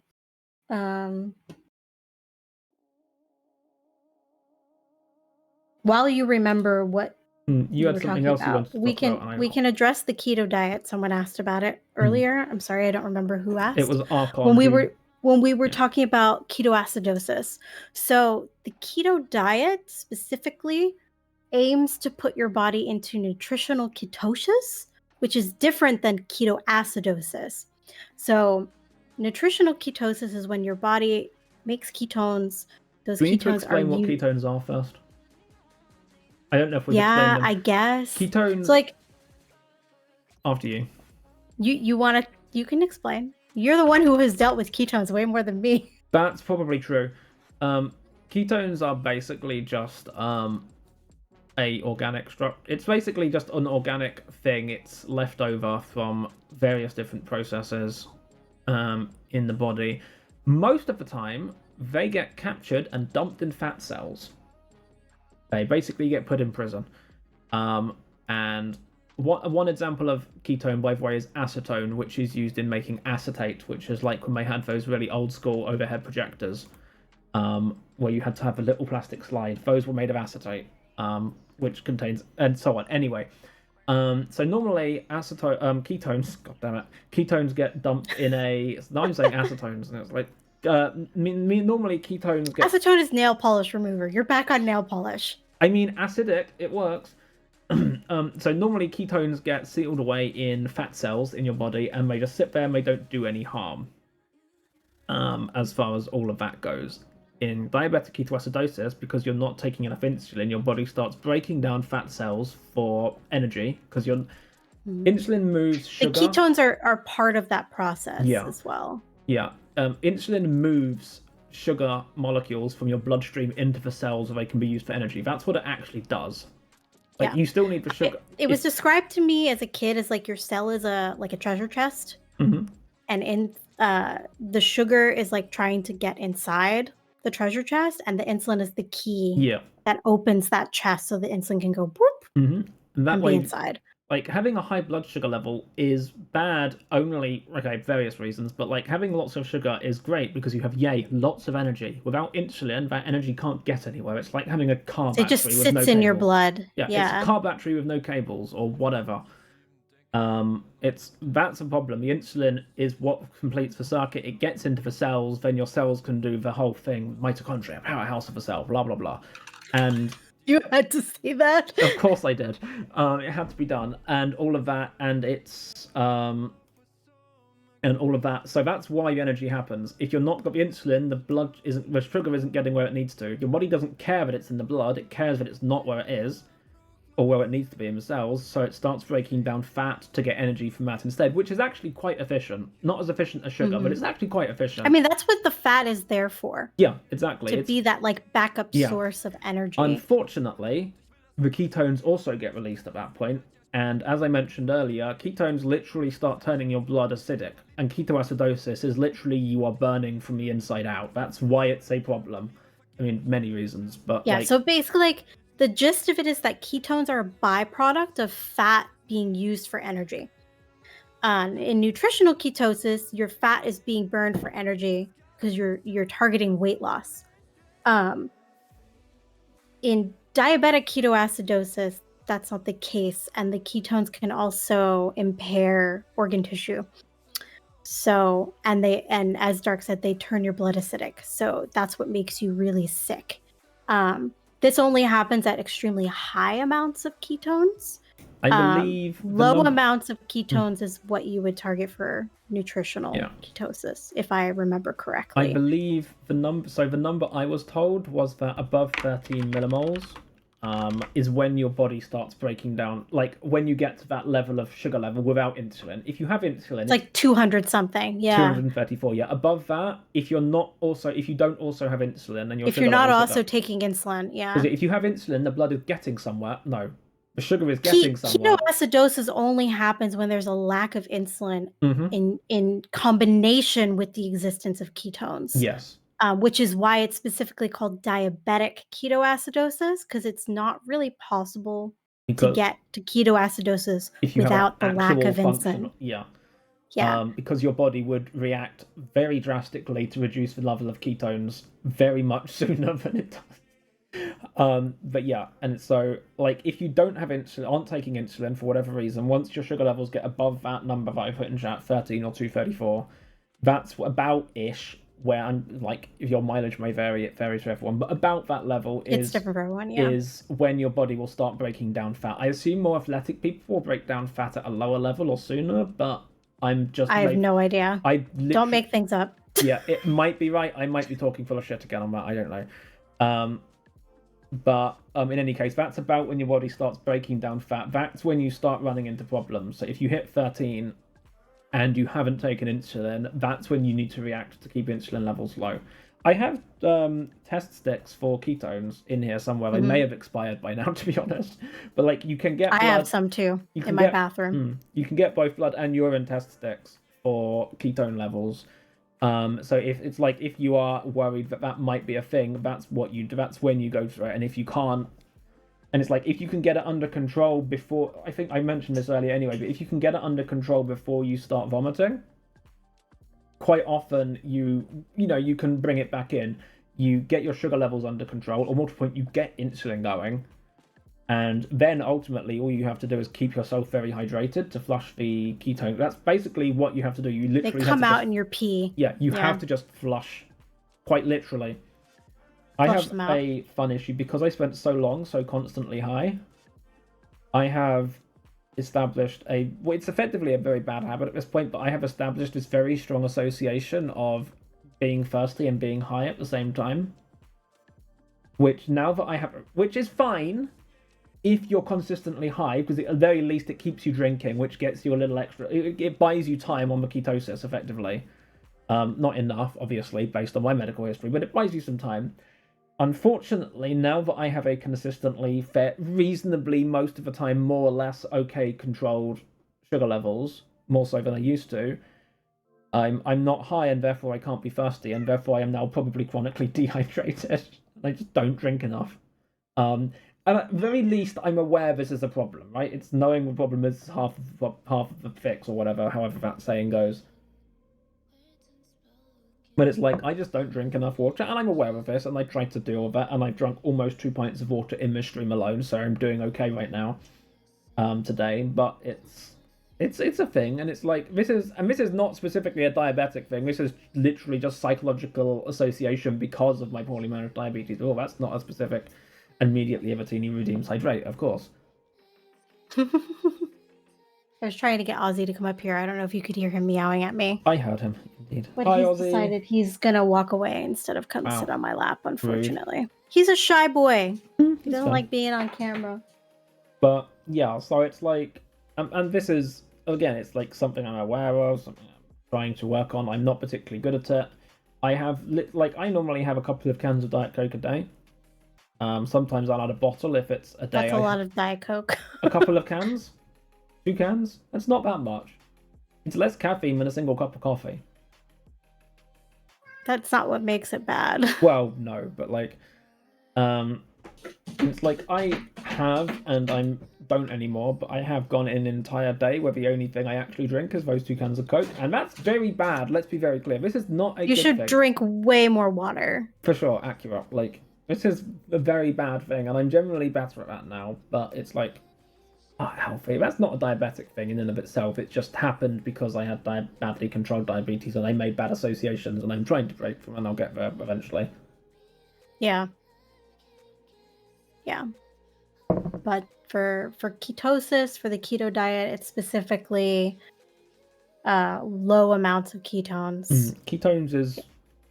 It means your body is burning fat for energy. Yeah. Keto diet is quote-unquote fine, at least diabetically or whatever. Well, okay, probably not diabetically. In theory, it's fine, but as a diabetic, trying to keep your body in nutritional ketosis would be extremely hard. Yes. Like, more difficult than for a regular person. Mm-hmm.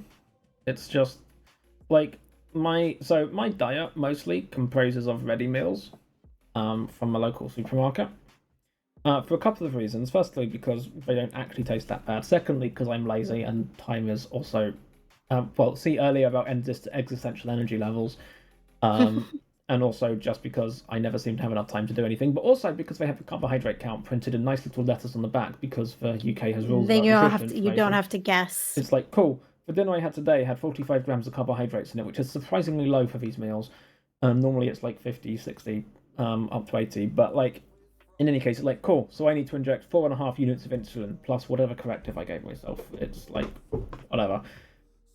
Like, cool. So I need to inject this much. I have the same lunch every day. Because I've pretty much nailed down about how much insulin I need to balance it out. I have the same breakfast every day for exactly the same reason, though given how my nighttime insulin goes, that seems to vary a lot more.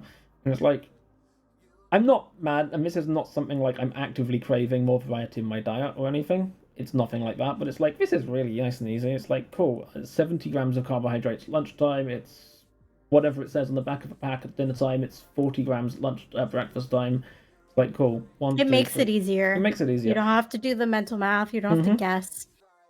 Yeah, it's great. And it's like, this is so much easier. And it's like, again, it's not like I'm actively craving spending an hour every day cooking a meal or whatever, or even 20 minutes, because it's still too long. But it's like, yeah. And then, of course, I have takeaway once a week or so, and then suddenly that all goes out the window completely. I also often eat ready meals because I don't like cooking for just myself. I find it kind of depressing rather than fun. Whereas I do enjoy cooking for other people. Like if I have at least one other person who's coming over, I'm more motivated to cook. I made dinner for like 12 people for a Thanksgiving thing literally yesterday. So it's not that I don't like cooking. I do like cooking. I just find it depressing when it's just for me. I don't know why. It's just a thing. That's how my brain decided to handle it. But also there's the factor that Dark has mentioned, that the carb count that you need to tell your insulin pump or calculate your insulin dosage by is printed on the package. Yep. Don't have to do any guesswork. Easy. The annoying thing for me that I found in Germany, often the package is out of 100 grams, the nutrition facts. Yeah. So sometimes I have to do some math based on how much of the package I'm eating and how many grams are in the package. Whereas in the US, it'll tell you a serving size, and then the serving size will be something like the whole package or 3 cookies. Like it's a bit easier. They'll give you kind of a reasonable amount, so it's a little bit easier.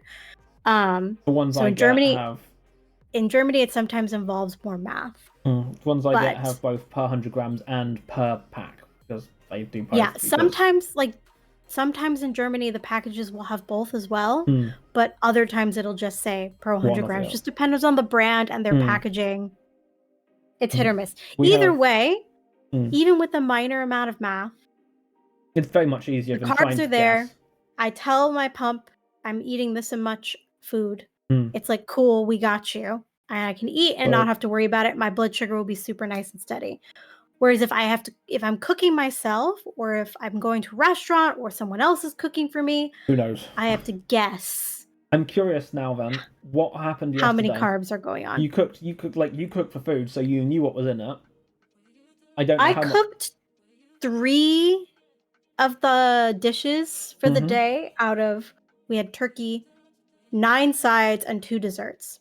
I cooked 3 sides, 1 dessert. Oh, okay. So I made butter biscuits. I made roasted green beans with Parmesan. I made garlic mashed potatoes, and I made chocolate spice cupcakes with dark chocolate ganache on top.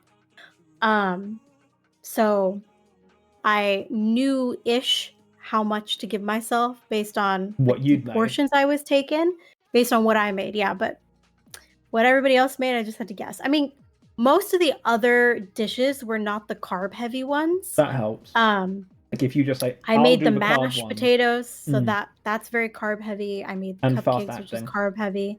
Biscuits, which were carb-heavy. The only other very carb-heavy dish was sweet potato casserole, which my friend Devin made. But she told me what she was putting in it, so I could kind of guess. She was pretty aware, and she knew that would be. Everything else was mostly vegetables. We had like broccoli and cauliflower and cheese. We had Moroccan roasted vegetables. We had the green beans I mentioned, vegetables. So veggies are usually pretty easy to guess for because they tend to be lower in carbohydrate. Tends to be lower, and they tend to be quite complex sugars anyway. Like fruits, for example, primarily contain my blood sugar, which is high complexity. My blood sugar was okay. I guessed. Yeah. It was mostly correct. I was a little high. The thing that messed me up was mostly the alcohol, not the food. So alcohol's a fun one for a couple of reasons. First of all, alcohol affects your ability to just process it. You get drunk, basically, or tipsy, or whatever. It affects your cognitive ability. Yep. That's the other thing. Alcohol. So the liver has priorities, which also no. Secondly, the other obvious thing, the sugar or carbohydrate content in the drink like beer, for example, is Also, relatively what low carb kind of content. drink you're having. Like a cocktail with sugary juices in it and hard liquor is going to hit very differently from like a beer versus a wine. Yeah, like a beer is fairly carbohydraty, but it's not necessarily strongly sugary. A beer is more carbohydrate heavy than it has alcohol in it. Yeah, and so, like, firstly, which alcohol is it you're drinking? But then, so the liver has a priority list. So there's something we haven't really addressed, which is the effect of glucagon. Is it glucagon? So your liver actually just stores sugar. And if you're going low on sugar, the body's natural response to this is that it releases glucagon, which is basically release the sugar, high density sugar. So, like, this Speaking of, I think I'm going low because I'm now 83. Well, I should double check now because we've just been following each other. I'm gonna go grab a snack while he explains this to you. Be right back. I'm still good. I'm still 5.4. I'm good. But yeah, so, and your liver just stores sugar for emergencies. Basically, it's the emergency supply, and she's gone. And so if you're going low, and this isn't a broken thing for diabetics. This still works for diabetics. It's just that you generally have too much insulin, and it's not something it can easily shut off. So you're fighting an already losing battle. But where was I going with that? Right, yes. So your liver, if you start going low on sugar, will start releasing sugar to compensate. However, if your liver is currently processing alcohol on account of that's the liver's job, that's why you end up with dead livers, because people drink too much. And various other reasons, obviously, but like, that's the whole thing. Your liver is too busy processing alcohol to be releasing sugar. So if you do start going low on sugar while also drinking, your liver doesn't react, and you don't really have any internal source of... Is that a white chocolate Twix?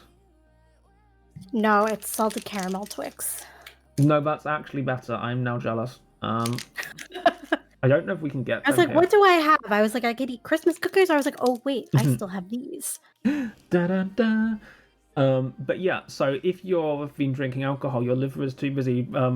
Your liver is too busy processing the alcohol to process the need to release sugar, and so So firstly, you have the carbohydrates and/or sugars that you're drinking, which will cause your sugar levels to go up to a varying degree depending on what sort of drink it is. Then you have the alcohol inhibiting your cognitive function and your ability to process any of what's going on. Again, varying depending on how much alcohol it is to varying degrees. Then you also have the fact that alcohol is suppressing your liver's natural automatic response to keep you from going low on sugar. So any insulin you may have taken at any point in the last however many hours has nothing to stop it dropping your sugar levels all the way down to zero, which point is just obviously completely, dead. So you're balancing something making your sugar levels go up, something which will have a general action of making your sugar levels go down, and the fact that you can't actually process any of that for one glass. Yay! Also, by the way, one of the reasons I don't drink alcohol. I also never really picked up a taste for it, and it's also like, let's be fair. I do. Yeah, you do. And let's be fair, me being drunk probably doesn't bear thinking about. Yeah. For me, the most dangerous blood sugar wise is cocktails, mixed drinks. Because you don't necessarily know I have no idea how much sugar is in the juices that they use or the simple syrups. Like, there's all sorts of things happening in a mixed drink. Mm-hmm.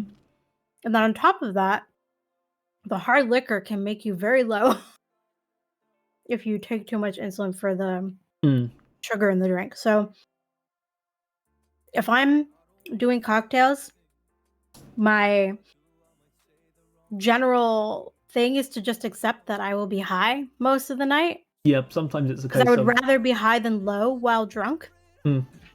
Sometimes it's just a case of... And then I will resolve whatever the blood sugar ends up being at the end of the evening when I'm no longer drunk. Like, sometimes it's so a it's case kind of accepting my fate that it's going to be high. Mm-hmm. But one night being higher than you should be is never gonna almost never gonna be a major problem. I don't drink mixed drinks very often at all, like pretty infrequently. I mostly stick to wine. Sorry for the sound in the background. That is Ozzy covering his shit. Buddy! But yeah, it's like scratching the side of the litter box is not helping him. Sometimes it's a case of, is it better to potentially go low or to definitely end up being a high to whatever degree to most of the night? I will always choose high. If you will always choose high, because being low is more immediately dangerous. Being low will kill you. It's like the scale, and the scale is a bit more obvious, I think, on millimoles than it is on milligrams. But so if like we were saying, the aim is 4 to 7. The different distance, and like if we're looking at the top of that scale, 7 to like when my first sugar meter gave up, which was 33, then it just gave up and said high. That's a difference of like 25, 24, whatever, where you of range you have. And don't get me wrong, it's bad way before you get to 33, but you get the point. 4 to 0 is a really small distance compared to that. Like, you don't have any leeway there. Yeah. So for context, for people who use milligrams per deciliter, low is under 70. So it's 0 to 69 in theory. Nice. High is everything above 180. So, and my Dexcom goes all the way up to 400. Yeah, so it's like, there's a range there. And 180 to 399, 400. And then above that is high. Off the chart. You have a lot more wiggle room going high than you do when you go low. And it's just like, yeah, no, that's an easy guess.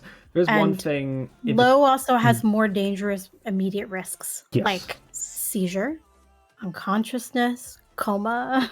Yep. Like, you can also get into a coma from being high, but you have to be very high and in diabetic ketoacidosis in order for that to happen. You have to be really trying. Oh, he really made a stinky and didn't cover it. Hold, please. Damn it, Ozzy. But yeah, like if you're gonna make a pick between one of the two, it will always be high, because like if you get below 3.1, I believe it is. It's like a 3.1. It's about 3 anyway. Why did that not?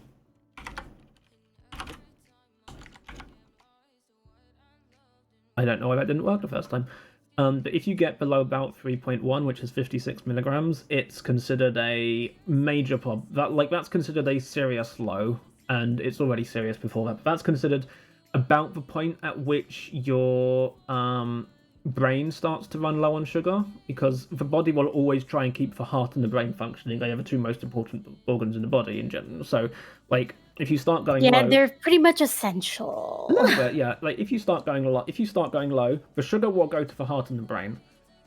Once you get to about 3.0-ish, it's around about there, 50 milligrams-ish, that sort of area. That's the point at which your brain starts running out of sugar. And then it becomes a real big problem, real fast, and that's pretty much the time at which you need external help, because you are not focused enough to be able to do anything about it yourself if you haven't already. Have you ever? What's the lowest you've ever dropped, Erica, that you can remember? If you know. Trying to think. I think it was like 28 or 29. 30-ish, something like that. Low 30s. That's about the same for me, actually. On the meter, because the Dexcom will just say low. Yeah, they give it at that point. LOW. It gives up eventually. Yeah. That's about the same for me, actually, give or take, like 0.2 or so. But I probably have stuffed my face full of food at that point, because I freak out when I'm that low. I also extremely hate the body feel of being low. It feels bad. It feels like dying. Like, and honestly, like, you are dying, so it's not that far off. Really? No shit.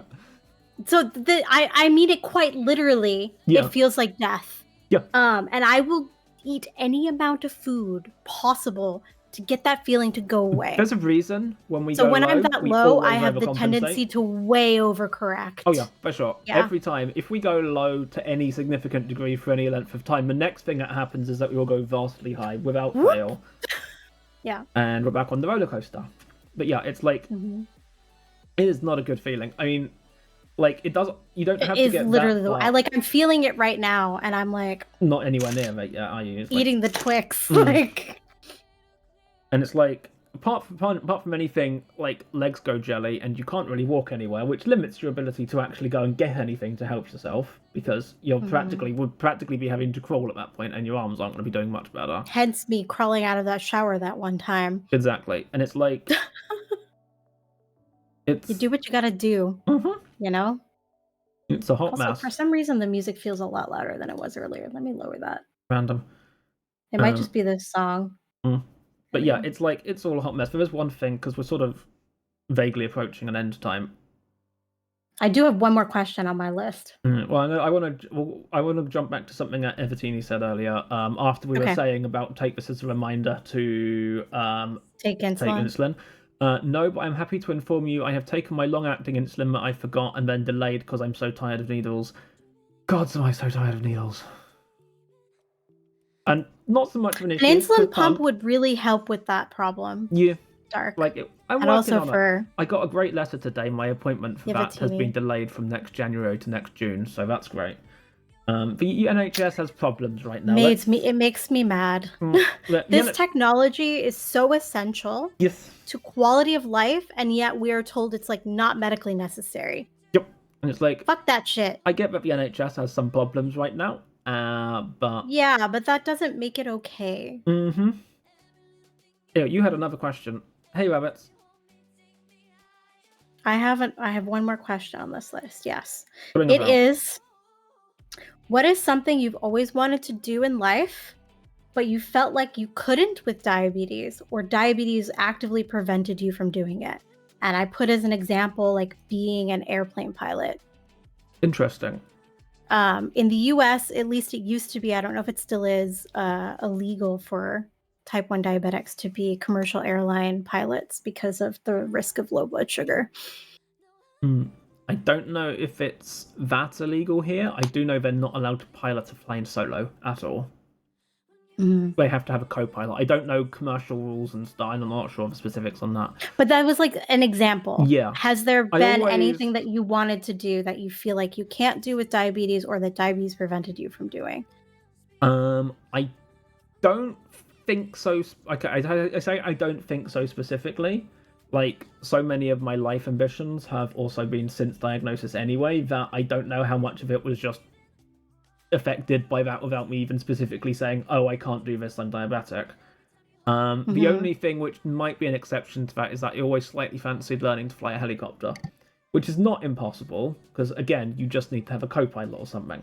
It's also really expensive getting lessons and like all of that madness. So it's not like it's impossible, it's more a bit that I've just decided it's I have other things to do and all of that and etc. So I don't know that it's like completely ruled it out. It's just like, also A, it's expensive, and B, I have other things to be doing, and it's like I'm not going to use that for anything. I'd learn how to fly a helicopter, and I might do that like once every 3 years when it's special. Like it's part, and it's like I don't know that I could what am I trying to say? I don't know that I'd get to say that it's specifically ruled out for that as opposed to other things, but also that's the other problem. Diabetes is such a constant part of our lives that how do you split it out? You can't. It's a standard part of consideration. It's like, cool, what are we doing? This, and this. Cool. For that, I'll need... I literally have to factor in diabetes when I visit friends who live on floors higher than the second floor where there's no elevator, and I have to walk up all those goddamn stairs. Yeah. Like, am I going to go low? Yes. So I need to make sure I bring a snack with me. Yeah, it's like... taking the damn stairs I have... So, the most common reason... is a diabetic consideration. The most common reason I go low in the evenings is because I spent my entire time since work, a brief break to go and get dinner, but there was food there, sitting at this desk, right? Because I also go low at the grocery store. Every time I go grocery shopping, I go a lot. I go to the supermarket across the road. I come back with chocolate or whatever, because that's why I went there in the first place, because I like chocolate. And it's like, Chocolate's cool. Delicious. I ignore my phone yelling at me that I'm going low because I'm already eating with chocolate that's going to fix it. It's like, because I went... It's like, in the evening, it's like, cool. So I've been sitting at the desk all day, except for like bathroom breaks or breakfast or lunch or whatever. At the end of the day, I go downstairs, I put cans in the fridge for tomorrow, I take the plate down, whatever. I come back upstairs, and I will start going low because I went all the way down one flight of stairs and came back up again for like 2 minutes. Yeah, I often go low in the grocery store or right after I get home from going grocery shopping. Happens a lot. Yep. Going up a lot of stairs, etc. It's like Dave can Even attest. being intimate with my partner, I have to consider what my blood sugar's at and if I'm gonna go low during or after. I feel like maybe that's TMI, but like that's the reality of my life. Welcome to life, right? It's like, yeah, like the supermarket is genuinely like is so close. Parts of the supermarket car park are further away from the entrance than my front door is, and I still can't go there to pick up a few things and come back again. I did that today. I went to the post office. It's even closer. This side of the road. It's a 2-minute walk. If I walk quickly or whatever, I can go there, get a drink, I get chocolate buttons at the moment. It's an actively bad habit, but I just get a big bag of chocolate buttons and eat the entire lot. And then come back again. I get back, I sit down, and just after I open the packet, my phone starts yelling at me that I'm going low. It's like, I was away from the... Like, today was actually a queue, so it was longer, but it's like, I was away from the desk for, like, 4 minutes. Give it a break. Yep, that's all it takes. So now I'll answer the question. Yes, your turn. Again, it's what's something you've always wanted to do in life that you felt like you couldn't with diabetes, or diabetes preventing you from doing it. For me, something I always wanted to do was travel the world, like literally backpack across it. You do like all traveling. the things. And I feel like diabetes has prevented me from doing it because I can only get 3 months of supplies at a time from my insurance. I think for Germany, if I did a special request, I could get 6 months, but still that then it's very much a cap. Makes the amount of time I could be away a finite amount. And then also I have to carry all of that. And I'll tell you what, it doesn't fit in a backpack. Yeah. One box of my pump supplies is about this big. And that was about 10 days worth. So if you think of 6 months of those boxes, you need a full extra suitcase. I would need a checked bag. Yeah. Like, it's just not feasible. And I would have to constantly come back to a home base in order to get more supplies, resupply, whatever. You can't just go on a because shipping medical supplies is illegal.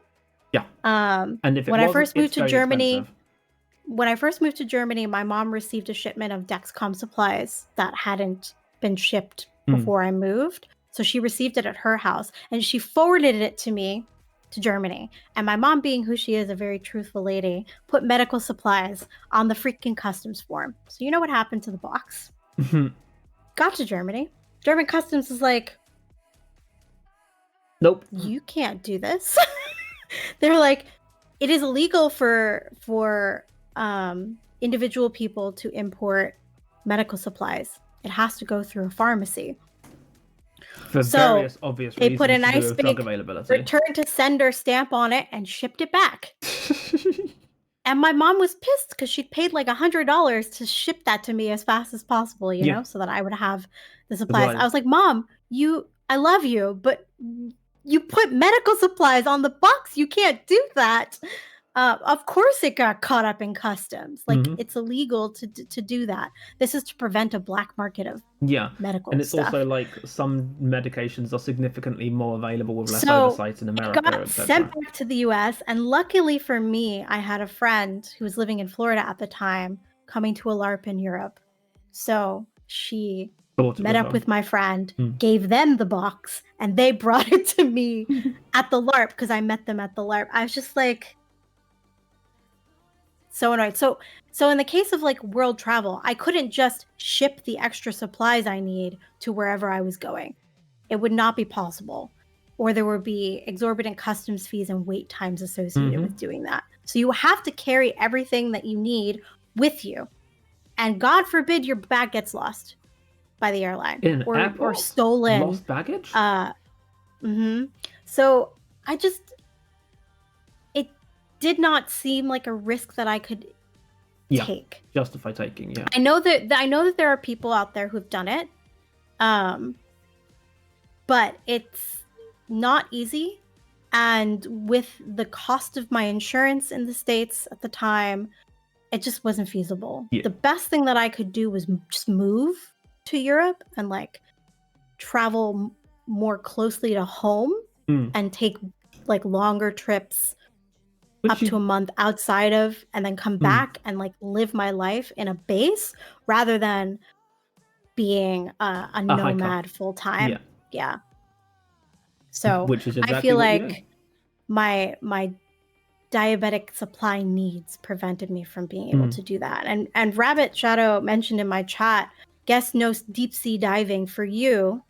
Yeah. So many reasons. I could not, if I wanted to go scuba diving, like deep sea diving and get certified for that, I could.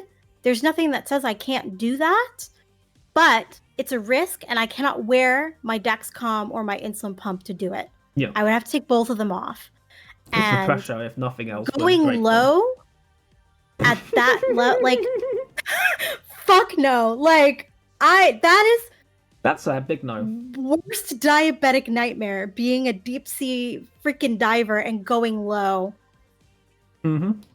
At that depth, like, and like also no, I'm okay just not doing it. I don't know the specific effects of pressure on sugar levels because I'm sure it's a factor. Add it to the list. I'm sure it's a factor. Also, mountain climbing by the same metric. Altitude. Absolutely. Flying an airplane affects your blood sugar. Yeah.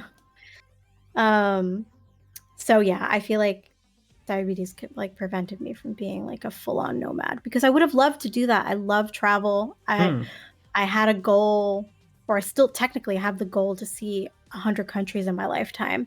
How many are you on? I'm actually curious now. I've been to 28, and next year I will get to over 30. Nice. With the trips I have currently planned.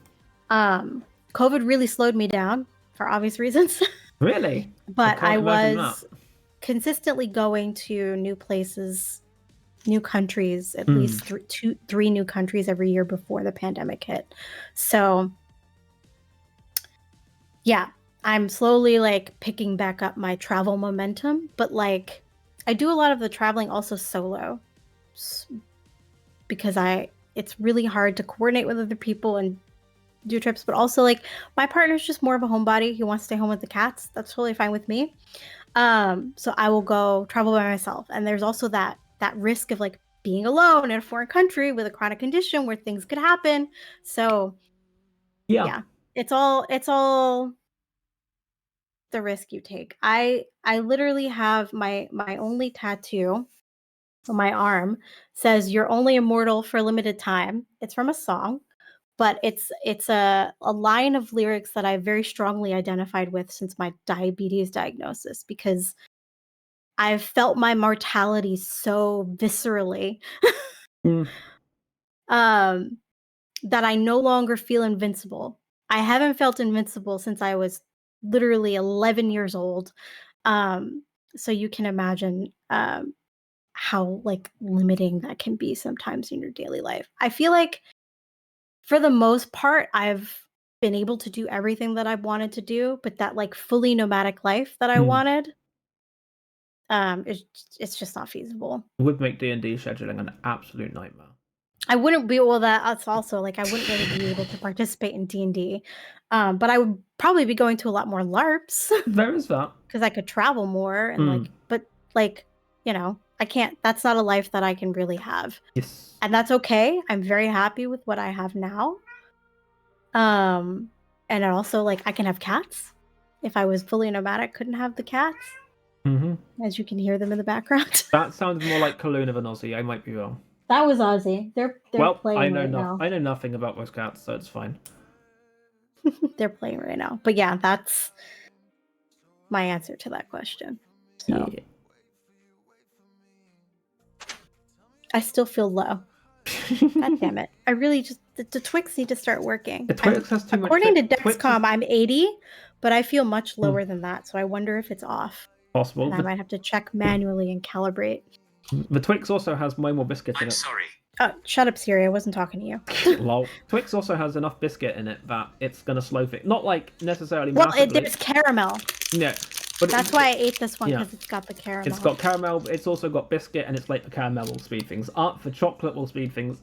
Chocolate's got a lot of milk in it. It's sort of slower. It's middle ground. The biscuit though is going to take time because it's biscuit, and so it's a balance. It's like cool. Even trying to fix things when everything catches fire, it's a balancing act again. With it's like, how long is this going to take effect? See, this is what I use. I just keep a bag of these or so near me. What do you have? These are literally just fruit jellies. Oh, I usually use glucose tablets when I was in the States, or Dextro Energy. It's like the German brand of like sugar tablets, which I find it hilarious. They advertise them as energy tablets, and they have like different flavors. But I also, when I'm at home, prefer to drink fruit juice. So I have in my fridge an orange passion fruit nectar with honey in it. That is specifically my low juice. And that's what I like. These are nice enough. Usually have when I'm at home. These are quite nice. I would snack on them. I have sufficiently made sure I did not get into that habit, but I only have those sweets for it's like there's enough of them. I don't drink that juice unless I'm low. Exactly. It's the low juice. You have to keep a separation there I have to tell people who come over not to drink it on me. It's like, you can have anything else in the fridge. Don't drink my low juice. It's like and it's necessary mental separation, because as soon as I start snacking on them, I won't have any left by the end of the next day. And then when you need them, you're shit out of luck. Exactly. It's like I also have like cartons. I actually lower them at the moment. I have like glucose. Little to answer Rabbit juice. Shadow's question, he said glucose, lactose, sucrose. What works best? Glucose is the fastest. Yes. It's the simplest sugar. Yes, glucose is the simplest. I don't know where sucrose falls on the scale. It's relatively simple, not as simple as glucose. Lactose is not simple. Lactose is quite complex. I don't know the full scale. Lactose and fructose, which is what you mostly find in fruits, is up there on the high complexity. They take a lot longer to break down. Dextrose and glucose are the fastest too. And then sucrose is... I believe I use dextrose because it's more palatable than glucose. Like, just taking direct glucose tablets is quite hard to do, apparently. And dextrose is more palatable, even though it takes slightly longer to break down. I don't actually know, because I think the American glucose tablets have glucose in them, but I would have to go look at the package. I've never actually looked into why we use dextrose and not glucose, to be honest. And yeah, sucrose, I'm pretty sure the Dextro Energy in Germany that we use is dextrose, hence the name. Yeah. But they both work decently quickly. Dextrose doesn't have its own page. It just redirects me to glucose on Wikipedia. It would be interesting. Dextrose, like that. Yeah, interesting. Dextrose is listed on glucose's Wikipedia page as other names, so I'm not actually sure. So maybe dextrose is just the alternate name for glucose. Or it's a different molecular or like different format, like it's a dissolved format or something. Like a molecule is just in the opposite place. Hexose subcategory, blah blah blah blah. There's a different isomer of it. Oh, okay. It's an isometric. We're getting into complex chemistry. Chemical differences. Yeah, we're getting into like complex chemistry at this point. Don't think about it too much. Just accept that they're very similar. They're basically the same. And then move on, unless you have a chemistry degree, in which case, by all means, explain it to us in Discord. Not now, because things. Because it's now time to end the stream. It is. Do we have any last-minute questions? From chat, yes. Use one to glue things together and the other to make acrobatics checks. That is correct, Fizz.